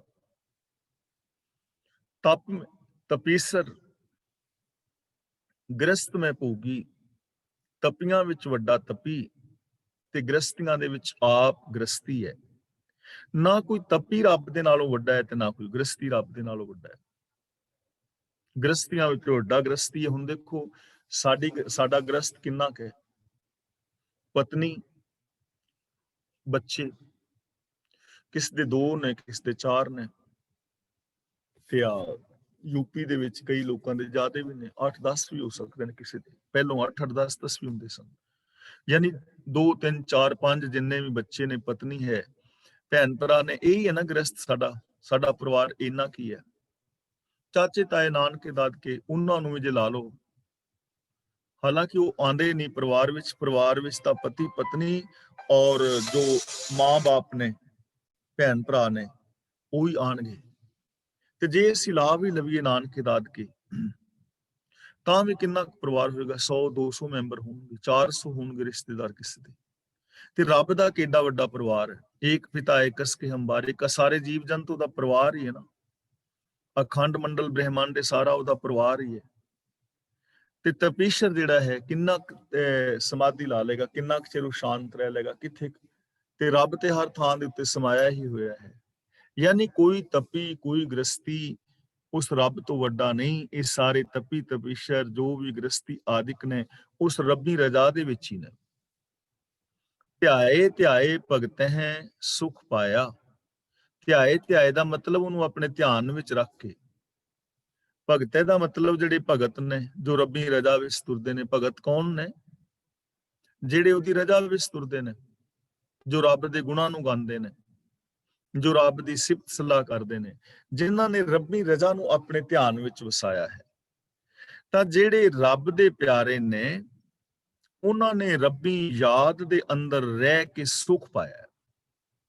ਯਾਨੀ ਚਾਹੇ ਕੋਈ ਰਾਜਾ ਹੈ ਜਾਂ ਗ੍ਰਸਤੀ ਹੈ ਜਾਂ ਕੋਈ ਤਪੀਸ਼ਰ ਹੈ, ਜੇ ਬੰਦਾ ਇਹਨਾਂ ਸਾਰਿਆਂ ਦੇ ਵਿੱਚੋਂ ਰੱਬੀ ਹੁਕਮ ਦੇ ਅੰਦਰ ਤੁਰੇਗਾ, ਉਹਦੀ ਜ਼ਿੰਦਗੀ ਵਿੱਚ ਸੁਖ ਹੋਏਗਾ। ਤੇ ਜੇ ਕੋਈ ਇਹ ਚਾਹੇ ਕਿ ਮੈਂ ਰੱਬੀ ਰਜ਼ਾ ਭਾਣੇ ਮੁਤਾਬਕ ਨਾ ਤੁਰਾਂ ਤੇ ਜੀਵਨ ਦੇ ਅੰਦਰ ਸ਼ਾਂਤੀ ਆ ਜਾਏ, ਐਸਾ ਨਹੀਂ ਹੋਣਾ। ਬੇਸ਼ੱਕ ਬਾਦਸ਼ਾਹ ਵੀ ਹੈ, ਜਿਹੜਾ ਮਰਜ਼ੀ ਵੱਡਾ ਬਾਦਸ਼ਾਹ ਹੈ, ਜੇ ਉਹ ਚਾਹੇ ਮੈਂ ਕਾਰਬਨ ਮੋਨੋਆਕਸਾਈਡ ਨਾਲ ਜ਼ਿੰਦਾ ਰਹਿਣਾ ਹੈ ਤਾਂ ਕੀ ਰਹਿ ਸਕੇਗਾ? ਜੇ ਉਹ ਸਮੁੰਦਰ ਵਿੱਚ ਜਾ ਛਾਲ ਮਾਰੇ ਵੀ ਇੱਥੇ ਮੱਛੀਆਂ ਵੀ ਤੇ ਹੈ ਨੇ, ਮੱਛੀਆਂ ਦੀ ਤਰ੍ਹਾਂ ਮੈਂ ਰਵਾਂਗਾ, ਮੈਂ ਬਾਦਸ਼ਾਹ, ਮੈਂ ਥੋੜਾ ਡੁੱਬਣਾ ਹੈ, ਡੁੱਬੇਗਾ ਨਾ। ਬਾਦਸ਼ਾਹ ਹੋਵੇ ਜਾਂ ਖੁਈ ਹੋਵੇ, ਸਮੁੰਦਰ ਛਾਲ ਮਾਰੇਗਾ, ਡੁੱਬੇਗਾ ਹੀ ਨਾ। ਯਾਨੀ ਜੇ ਕੋਈ ਪੁੱਠੇ ਕੰਮ ਕਰੇਗਾ ਤਾਂ ਉਹਦੀ ਜ਼ਿੰਦਗੀ ਅੰਦਰ ਸ਼ਾਂਤੀ ਨਹੀਂ ਆਏਗੀ। ਇਸ ਲਈ ਜਿਹੜੇ ਰੱਬ ਦੇ ਪਿਆਰੇ ਨੇ, ਭਗਤ ਉਹੀ ਨੇ, ਸੁਖ ਉਹਨਾਂ ਦੀ ਜ਼ਿੰਦਗੀ ਵਿੱਚ ਹੈ, ਜਿਨ੍ਹਾਂ ਨੇ ਆਪਣੇ ਧਿਆਨ ਵਿੱਚ ਰੱਬੀ ਗੁਣਾਂ ਨੂੰ ਵਸਾਇਆ ਹੈ, ਜੋ ਰੱਬ ਦੇ ਸਿਸਟਮ ਨੂੰ, ਹੁਕਮ ਨੂੰ ਫੋਲੋ ਕਰਦੇ ਨੇ, ਉਹਨਾਂ ਨੂੰ ਅਸੀਂ ਭਗਤ ਕਹਿ ਸਕਦੇ ਹਾਂ। ਉਹਨਾਂ ਦੀ ਜ਼ਿੰਦਗੀ ਵਿੱਚ ਹੀ ਸੁਖ ਹੈ। ਤੇ ਸੁਖਮਨੀ ਸਾਹਿਬ ਜੀ ਦੀ ਪਾਵਨ ਬਾਣੀ ਦਾ ਮਕਸਦ, ਕੇਂਦਰੀ ਭਾਵ ਵੀ ਇਹੀ ਹੈ। ਸੁਖਮਨੀ ਸੁਖ ਅੰਮ੍ਰਿਤ ਪ੍ਰਭ ਨਾਮ, ਨਾਮ ਦਾ ਮਤਲਬ ਹੁਕਮ। ਸਾਰੇ ਸੁੱਖਾਂ ਦਾ ਮੂਲ ਰੱਬ ਦਾ ਹੁਕਮ ਹੈ। ਭਗਤ ਜਨਾ ਕੇ ਮਨ ਵਿਸਰਾਮ। ਨਾਨਕ ਇੱਥੇ ਵਿਸਰਾਮ ਲਗਾਣਾ ਹੈ। ਤਿਸ ਪੁਰਖ ਕਾ ਕਿਨੈ ਅੰਤ ਨਾ ਪਾਇਆ। ਇੱਥੇ ਪੁਰਖ ਦੇ ਕੱਕੇ ਥੱਲੇ, ਖੱਖੇ ਥੱਲੇ ਔਂਕੜ ਚਾਹੀਦਾ, ਲੇਕਿਨ ਨਹੀਂ ਹੈ, ਕਿਉਂਕਿ ਕਾ ਸ਼ਬਦ ਸੰਬੰਧ ਕੀ ਆ ਗਿਆ। ਕਾ ਸ਼ਬਦ ਸੰਬੰਧ ਕੀ ਕਰਕੇ ਪੁਰਖ ਦੇ ਖੱਖੇ ਦਾ ਔਂਕੜ ਹਟਾ ਦਿੱਤਾ ਗਿਆ। ਇਹ ਪੁਰਖ ਬਹੁਵਚਨੀ ਨਹੀਂ ਹੈ, ਸਿੰਗੂਲਰ ਹੈ। ਕਾ ਕਰਕੇ ਔਂਕੜ ਹਟਿਆ ਹੈ। ਨਾਨਕ ਤਿਸ ਪੁਰਖ ਕਾ ਕਿਨੇ ਅੰਤ ਨਾ ਪਾਇਆ। ਪੁਰਖ ਦਾ ਮਤਲਬ ਜੋ ਰਮਿਆ ਹੋਇਆ ਹੈ, ਜਰਰੇ ਜਰਰੇ ਵਿੱਚ ਸਮਾਇਆ ਹੋਇਆ ਹੈ। ਕਿਸੇ ਵੀ ਜੀਵ ਨੇ ਅਕਾਲ ਪੁਰਖ ਦਾ ਅੰਤ ਨਹੀਂ ਲੱਭਾ। ਰੱਬ ਦਾ ਅੰਤ ਨਹੀਂ ਲੱਭਿਆ ਜਾ ਸਕਦਾ। ਉਹ ਅਨੰਤ ਹੈ, ਯਾਨੀ ਇਸ ਸੰਸਾਰ ਦੇ ਅੰਦਰ ਅਨੰਤਤਾ ਹੈ। ਔਰ ਅਨੰਤ ਸੰਭਾਵਨਾਵਾਂ ਨੇ। ਸਾਡੇ ਅੰਦਰ ਅਨੰਤ ਸੰਭਾਵਨਾਵਾਂ ਨੇ ਸੁਖੀ ਔਰ ਸ਼ਾਂਤ ਹੋਣ ਦੀਆਂ, ਆਪਣੇ ਗੁਣਾਂ ਨੂੰ ਵਿਸਥਾਰ ਦੇਣ ਦੀਆਂ, ਮਹਾਨਤਾ ਦੀਆਂ। ਅੰਤ ਨਹੀਂ ਲੱਭਿਆ ਰੱਬ ਦਾ, ਕਦੇ ਵੀ ਕਿਸੇ ਨੇ ਉਹਦੇ ਹੁਕਮ ਦੇ ਅੰਦਰ ਹੀ ਤੁਰਿਆ ਜਾ ਸਕਦਾ ਹੈ। ਜਾ ਕੀ ਲੀਲਾ ਕੀ ਮਿਤ ਨਾਹੀਂ, ਇੱਥੇ ਕੀ ਤੇ ਵਿਸ਼ਰਾਮ ਲਾਵਾਂਗੇ। ਜਾ ਕੀ ਲੀਲਾ ਕੀ ਮਿਤ ਨਾਹੀਂ, ਬਹੁਤੇ ਪੜ੍ਹਦੇ ਨੇ ਵੀਰ ਕਹਿਣਾ ਜਾ ਕੀ ਲੀਲਾ ਕੀ ਮਿਤ ਨਾਹੀਂ, ਕੀ ਤੇ ਵਿਸ਼ਰਾਮ ਲਗਾਣਾ ਹੈ। ਜਾ ਕੀ ਲੀਲਾ ਕੀ ਮਿਤ ਨਾਹੀਂ, ਮਿਤ ਦਾ ਮਤਲਬ ਅੰਦਾਜ਼ਾ, ਹੱਦ ਜਾਂ ਮਿਣਤੀ। ਲੀਲਾ ਦਾ ਮਤਲਬ ਜਗਤ ਰੂਪੀ ਖੇਡ, ਸੰਸਾਰ। ਆ ਜਗਤ ਇੱਕ ਖੇਡ ਹੈ। ਤਾਂ ਜਿਸ ਪ੍ਰਭੂ ਦੀ ਜਗਤ ਖੇਡ ਦਾ ਲੇਖਾ ਕੋਈ ਨਹੀਂ ਲਾ ਸਕਦਾ, ਅੰਦਾਜ਼ਾ ਕੋਈ ਨਹੀਂ ਲਾ ਸਕਦਾ। ਇਹ ਜਗਤ ਇੱਕ ਖੇਲ ਹੈ, ਰਚਨਾ ਹੈ, ਤੇ ਇਸ ਰਚਨਾ ਦਾ, ਸੰਸਾਰ ਦਾ ਕੀ ਅੰਦਾਜ਼ਾ ਲਾਓਗੇ? ਕਿੰਨਾ ਕੁ ਵੱਡਾ ਹੋਣਾ ਹੈ, ਧਰਤੀ ਵਿੱਚ ਕਿੰਨਾ ਕੁ ਭਾਰ ਹੋਣਾ ਹੈ, ਜਾਂ ਚੰਦਰਮਾ ਵਿੱਚ ਕੀ ਕਿੰਨਾ ਹੈ, ਜਾਂ ਪੂਰੀ ਸ੍ਰਿਸ਼ਟੀ ਜਿਹੜੀ ਹੈ, ਸਾਰੀ ਦੀ ਸਾਰੀ ਸ੍ਰਿਸ਼ਟੀ ਦਾ ਕੀ ਅੰਦਾਜ਼ਾ ਲਾਓਗੇ ਕਿ ਕਿੰਨਾ ਵੱਡਾ ਸੰਸਾਰ ਹੈ? ਅੰਦਾਜ਼ਾ ਨਹੀਂ ਨਾ ਲਾਇਆ ਜਾ ਸਕਦਾ, ਅੰਤ ਨਹੀਂ ਪਾਇਆ ਜਾ ਸਕਦਾ। ਸਗਲ ਦੇਵ ਹਾਰੇ ਅਵਗਾਹੇ, ਅਵਗਾਹੇ ਦਾ ਮਤਲਬ ਖੋਜ ਖੋਜ ਕੇ, ਹਾਰੇ ਦਾ ਮਤਲਬ ਹਾਰ ਗਏ, ਚੁੱਭੀਆਂ ਲਾ ਲਾ ਕੇ, ਖੋਜ ਖੋਜ ਕੇ। ਸਗਲ ਦਾ ਮਤਲਬ ਸਾਰੀ ਸ੍ਰਿਸ਼ਟੀ। ਤਾਂ ਗੁਰੂ ਜੀ ਕਹਿੰਦੇ ਨੇ ਉਹਨੂੰ ਖੋਜ ਖੋਜ ਕੇ ਸਾਰੇ ਦੇਵਤੇ ਵੀ ਥੱਕ ਗਏ, ਕਿਉਂਕਿ ਮੰਨੇ ਨੇ ਨਾ ਦੇਵਤੇ 33 ਕਰੋੜ ਦੇਵਤੇ, ਔਰ 33 ਕਰੋੜ ਤੋਂ ਵੱਧ ਵੀ। 33 ਕਰੋੜ ਤੇ ਆਮ ਅਸੀਂ ਗਿਣਤੀ ਕਹਿੰਦੇ ਹਾਂ ਨਾ ਵੀ 33 ਕਰੋੜ ਨੇ, ਇਹ ਮਨੌਤ ਹੈ ਇੱਕ। ਗੁਰੂ ਜੀ ਕਹਿੰਦੇ ਨੇ 33 ਕਰੋੜ ਦੇਵਤੇ ਵੀ, ਹੋਰ ਵੀ ਅਰਬਾਂ ਖਰਬਾਂ ਦੇਵਤੇ ਵੀ ਆ ਜਾਣ ਤਾਂ ਉਹਦਾ ਅੰਤ ਥੋੜੀ ਪੈ ਸਕਦਾ ਹੈ। ਉਹਨੂੰ ਖੋਜ ਖੋਜ ਕੇ ਦੇਵਤੇ ਵੀ ਥੱਕ ਗਏ, ਲੇਕਿਨ ਉਹਦਾ ਅੰਤ ਨਹੀਂ ਪਾ ਸਕੇ। ਦੇਵਤੇ ਵੀ ਸ੍ਰਿਸ਼ਟੀ ਦੇ ਨੇਮਾਂ ਤੋਂ ਉਲਟ ਕੁਛ ਨਹੀਂ ਕਰ ਸਕਦੇ। ਜੇ ਅੰਤ ਪਾਣਾ ਚਾਹਣ ਕਿ ਮੈਂ ਅੰਤ ਪਾ ਲਿਆ ਵੀ ਇੱਥੇ ਸ੍ਰਿਸ਼ਟੀ ਸ਼ੁਰੂ ਹੁੰਦੀ ਹੈ ਇੱਥੋਂ ਖਤਮ ਹੁੰਦੀ ਹੈ, ਐਸਾ ਕਦੇ ਹੋਣਾ ਨਹੀਂ। ਔਰ ਕੋਈ ਵੀ ਦੇਵੀ ਦੇਵਤਾ ਜਿਹੜਾ ਹੈ ਉਹ ਕੁਦਰਤ ਦੇ ਨੇਮਾਂ ਨੂੰ ਨਹੀਂ ਬਦਲ ਸਕਦਾ, ਹੁਕਮ ਤੋਂ ਉਲਟ ਨਹੀਂ ਕੁਛ ਕਰ ਸਕਦਾ। ਹਾਂ, ਇਹ ਸਾਡੀਆਂ ਮਨੌਤਾਂ ਨੇ, ਸਾਡੀਆਂ ਬੇਸਮਝੀਆਂ ਨੇ, ਜਿਹੜੀਆਂ ਅਸੀਂ ਦੇਵਤਿਆਂ ਦੇ ਨਾਲ ਜੋੜ ਦਿੱਤੀਆਂ ਨੇ ਕਹਾਣੀਆਂ ਕਿ ਉਹਨੇ ਇਹ ਕਰ ਦਿੱਤਾ, ਉਹਨੇ ਉਹ ਕਰ ਦਿੱਤਾ। ਐਸਾ ਕਦੇ ਹੁੰਦਾ ਨਹੀਂ ਵੀ ਕੰਨ ਦੇ ਵਿੱਚੋਂ ਬੰਦਾ ਪੈਦਾ ਹੋ ਜਾਏ, ਜਾਂ ਮੂੰਹ ਚੋਂ ਬੱਚਾ ਪੈਦਾ ਹੋਵੇ, ਬਾਹਾਂ ਚੋਂ ਬੱਚਾ ਪੈਦਾ ਹੋਵੇ। ਇਹ ਸਾਡੀਆਂ ਮਨੌਤਾਂ ਨੇ, ਮੈਥੋਲਜੀ ਹੈ। ਲੇਕਿਨ ਰੱਬੀ ਰਜਾ ਦੇ ਅੰਦਰ ਸਾਰਾ ਕੁਝ, ਰੱਬ ਦੀ ਰਜਾ ਦਾ ਅੰਤ ਨਹੀਂ ਪਾਇਆ ਜਾਂਦਾ। ਪਿਤਾ ਕਾ ਜਨਮ, ਇੱਥੇ ਵਿਸ਼ਰਾਮ ਲਾਵਾਂਗੇ ਕਿ ਜਾਣੈ ਪੂਤ, ਪਿਓ ਦਾ ਜਨਮ ਪੁੱਤਰ ਕੀ ਜਾਣ ਸਕਦਾ ਹੈ? ਹੁਣ ਦੇਖੋ, ਮੈਨੂੰ ਆਪਣੇ ਪਿਓ ਦੀ ਡੇਟ ਆਫ ਬਰਥ ਦਾ ਕੀ ਪਤਾ ਹੈ? ਮੈਨੂੰ ਤੇ ਆਪਣੀ ਦਾ ਨਹੀਂ ਪਤਾ। ਸਾਨੂੰ ਆਪਣੀ ਡੇਟ ਆਫ ਬਰਥ ਦਾ ਪਤਾ ਥੋੜਾ ਹੈ। ਹੁਣ ਅਸੀਂ ਕਵਾਂਗੇ ਸਾਨੂੰ ਤੇ ਪਤਾ ਹੈ, ਹਾਂ ਬਿਲਕੁਲ ਪਤਾ ਹੈ, ਪਰ ਸਾਨੂੰ ਦੱਸਿਆ ਗਿਆ ਹੈ ਨਾ ਕਿ ਤੁਸੀਂ ਇਸ ਤਰੀਕ ਨੂੰ ਜੰਮੇ ਸੀ। ਜੇ ਤੁਹਾਨੂੰ ਕੋਈ ਨਾ ਦੱਸੇ ਤਾਂ ਆਪਣੀ ਡੇਟ ਆਫ ਬਰਥ ਦਾ ਅੰਦਾਜ਼ਾ ਕਿਵੇਂ ਲਾਓਗੇ? ਨਹੀਂ ਪਤਾ ਨਾ, ਸਾਨੂੰ ਤੇ ਆਪਣੀ ਦਾ ਨਹੀਂ ਪਤਾ, ਤੇ ਪਿਓ ਦੇ ਡੇਟ ਆਫ ਬਰਥ ਦਾ ਕੀ ਪਤਾ ਹੋਣਾ? ਤਾਂ ਗੁਰੂ ਜੀ ਕਹਿੰਦੇ ਨੇ ਪਿਓ ਦਾ ਜਨਮ ਪੁੱਤਰ ਕੀ ਜਾਣ ਸਕਦਾ ਹੈ। ਤਾਂ ਅਸੀਂ ਬੱਚੇ ਰੱਬ ਦੀ ਇਸ ਕਾਇਨਾਤ ਬਾਰੇ ਕਿਵੇਂ ਜਾਣ ਸਕਦੇ ਹਾਂ ਕਿ ਰੱਬ ਕਦੋਂ ਪੈਦਾ ਹੋਇਆ, ਕਿਵੇਂ ਪੈਦਾ ਹੋਇਆ? ਉਹਦਾ ਅੰਦਾਜ਼ਾ ਕੀ ਲਗਾਓਗੇ? ਉਹਦੇ ਜਨਮ ਬਾਰੇ, ਉਹਦੀ ਪੈਦਾਇਸ਼ ਬਾਰੇ ਕੀ ਅੰਦਾਜ਼ਾ ਲਾਓਗੇ? ਉਹ ਸਾਰੇ ਅੰਦਾਜ਼ੇ ਵਿਅਰਥ ਹੋਣਗੇ। ਇਹ ਨਹੀਂ ਕਿਹਾ ਜਾ ਸਕਦਾ ਕਿ ਉਹ ਫਲਾਣੀ ਤਰੀਕ ਨੂੰ ਰੱਬ ਪੈਦਾ ਹੋਇਆ ਸੀ, ਸਗੋਂ ਉਹ ਆਪਣੇ ਬਾਰੇ ਆਪ ਹੀ ਜਾਣਦਾ। ਸੈਭੰ ਇਸੇ ਕਰਕੇ ਹੈ ਸੁੱਤੇ ਪ੍ਰਕਾਸ਼, ਆਪਣੇ ਆਪ ਤੋਂ ਆਪ ਤੇ ਆਪਣੇ ਆਪ ਨੂੰ ਆਪ ਹੀ ਜਾਣਦਾ।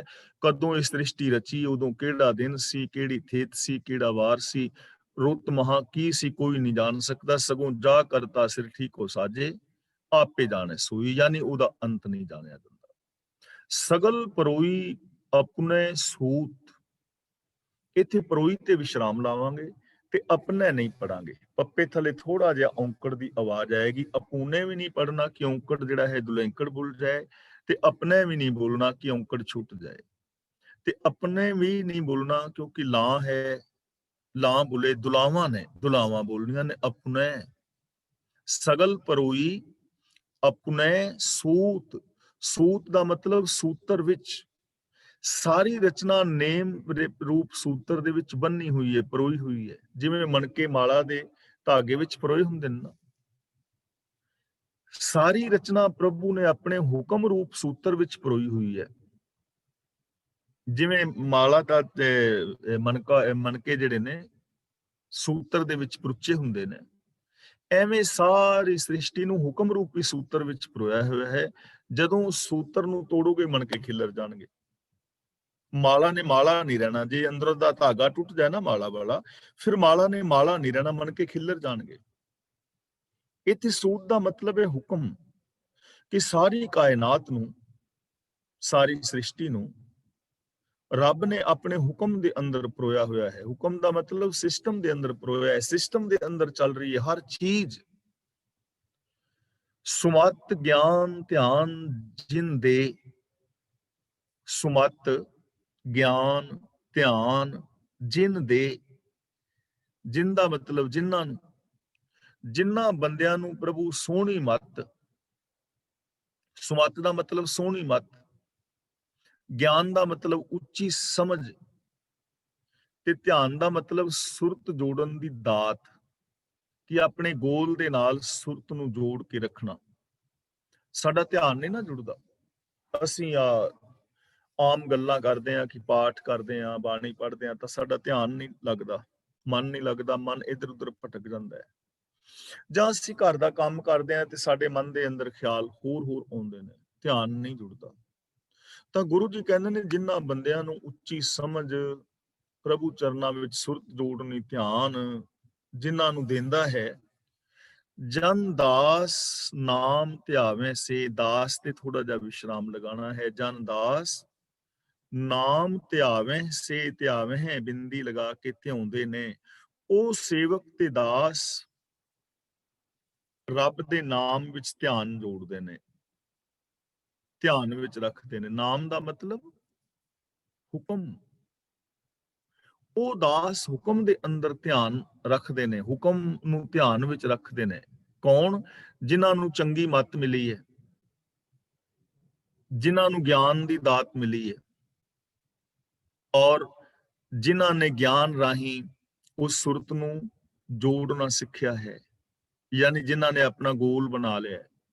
ਹੁਣ ਸੁਰਤ ਉਹਨਾਂ ਦੀ ਜੁੜੇਗੀ, ਧਿਆਨ ਉਹਨਾਂ ਦੀ ਜੁੜੇਗੀ ਨਾ ਜਿਨ੍ਹਾਂ ਦਾ ਕੋਈ ਗੋਲ ਹੋਏਗਾ। ਜੇ ਗੋਲ ਨਹੀਂ ਤਾਂ ਧਿਆਨ ਕਿਵੇਂ ਜੋੜੋਗੇ, ਕਿੱਥੇ ਜੋੜੋਗੇ? ਜਿਵੇਂ ਆਪਾਂ ਇਹ ਚੀਜ਼ ਆਮ ਵਿਚਾਰ ਚੁੱਕੇ ਹਾਂ ਕਿ ਸਾਡਾ ਗੋਲ ਕੀ ਹੈ ਜ਼ਿੰਦਗੀ ਦਾ। ਧਿਆਨ ਤੇ ਤਾਂ ਜੁੜੇਗਾ ਨਾ ਜੇ ਗੋਲ ਕੋਈ ਹੋਏਗਾ। ਜਿਵੇਂ ਪਾਂਡਵਾਂ ਦੀ ਕਹਾਣੀ ਸੁਣਾਉਂਦੇ ਨੇ ਨਾ, ਕਿ ਮੱਛੀ ਟੰਗੀ ਹੈ ਉੱਤੇ ਤੇ ਚੱਕਰ ਚੱਲ ਰਿਹਾ ਹੈ, ਥੱਲੇ ਕੜਾਇਆ ਤੇਲ ਦਾ ਭਰਿਆ ਹੋਇਆ ਹੈ, ਤੇਲ ਬਿਲਕੁਲ ਰੁਕਿਆ ਹੋਇਆ ਹੈ, ਉਹਦੇ ਵਿੱਚ ਮੱਛੀ ਦਿਸ ਰਹੀ ਹੈ ਤੇ ਥੱਲੇ ਕੜਾਏ ਵੱਲ ਦੇਖਣਾ ਹੈ, ਉੱਤੇ ਬਾਂਸ ਤੇ ਮੱਛੀ ਟੰਗੀ, ਉਹਦੀ ਅੱਖ ਦੇ ਵਿੱਚ ਤੀਰ ਮਾਰਨਾ। ਔਖਾ ਕੰਮ। ਤੇ ਗੁਰੂ ਦ੍ਰੋਣਾਚਾਰਿਆ ਉਹਨਾਂ ਤੋਂ ਪੁੱਛਦਾ ਹੈ ਭੀਮ ਤੋਂ, ਕਿ ਤੈਨੂੰ ਕੀ ਦਿਸਦਾ? ਜਦੋਂ ਤੇਲ ਵੱਲ ਵੇਖਣਾ ਕੀ ਦਿਸਦਾ? ਕਹਿੰਦਾ ਜੀ ਮੈਨੂੰ ਮੱਛੀ ਦਿਸਦੀ ਹੈ। ਦੂਜਾ ਕਹਿੰਦਾ ਮੈਨੂੰ ਚੱਕਰ ਦਿਸਦਾ ਹੈ। ਅਰਜਨ ਤੋਂ ਪੁੱਛਦਾ ਤੈਨੂੰ ਕੀ ਦਿਸਦਾ? ਕਹਿਣ ਲੱਗਾ ਜੀ ਮੈਨੂੰ ਮੱਛੀ ਦੀ ਅੱਖ ਦਿਸਦੀ ਹੈ। ਕਹਿਣ ਲੱਗਾ ਬਸ ਤੀਰ ਤੇਰਾ ਹੀ ਵੱਜੇਗਾ, ਕਿਉਂਕਿ ਤੈਨੂੰ ਆਪਣਾ ਨਿਸ਼ਾਨਾ ਦਿਸ ਰਿਹਾ। ਹੁਣ ਤੀਰ ਅੱਖ ਵਿੱਚ ਮਾਰਨਾ ਹੈ, ਦਿਸ ਰਹੀ ਹੈ ਮੱਛੀ, ਅੱਖ ਤਾਂ ਦਿਸ ਨਹੀਂ ਰਹੀ, ਤਾਂ ਤੀਰ ਮੱਛੀ ਨੂੰ ਤੇ ਵੱਜੇਗਾ, ਅੱਖ ਵਿੱਚ ਨਹੀਂ ਵੱਜੇਗਾ। ਤੀਰ ਮਾਰਨਾ ਹੈ ਮੱਛੀ ਦੀ ਅੱਖ ਵਿੱਚ, ਦਿਸ ਰਿਹਾ ਹੈ ਚੱਕਰ, ਤਾਂ ਤੀਰ ਚੱਕਰ ਵਿੱਚ ਵੱਜੇਗਾ।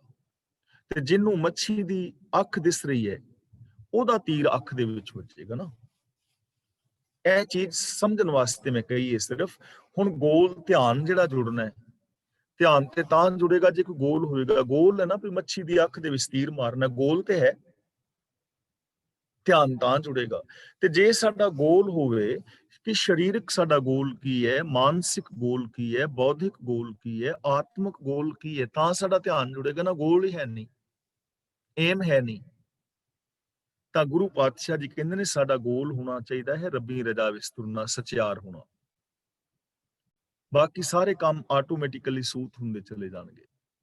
ਹਰ ਫੀਲਡ ਦੇ ਅੰਦਰ ਸਫਲਤਾ ਮਿਲੇਗੀ, ਕਿਉਂਕਿ ਹੁਕਮ ਦੇ ਵਿੱਚ ਸਫਲਤਾ ਨਾ ਸਿਸਟਮ ਦੇ ਅੰਦਰ ਹੈ।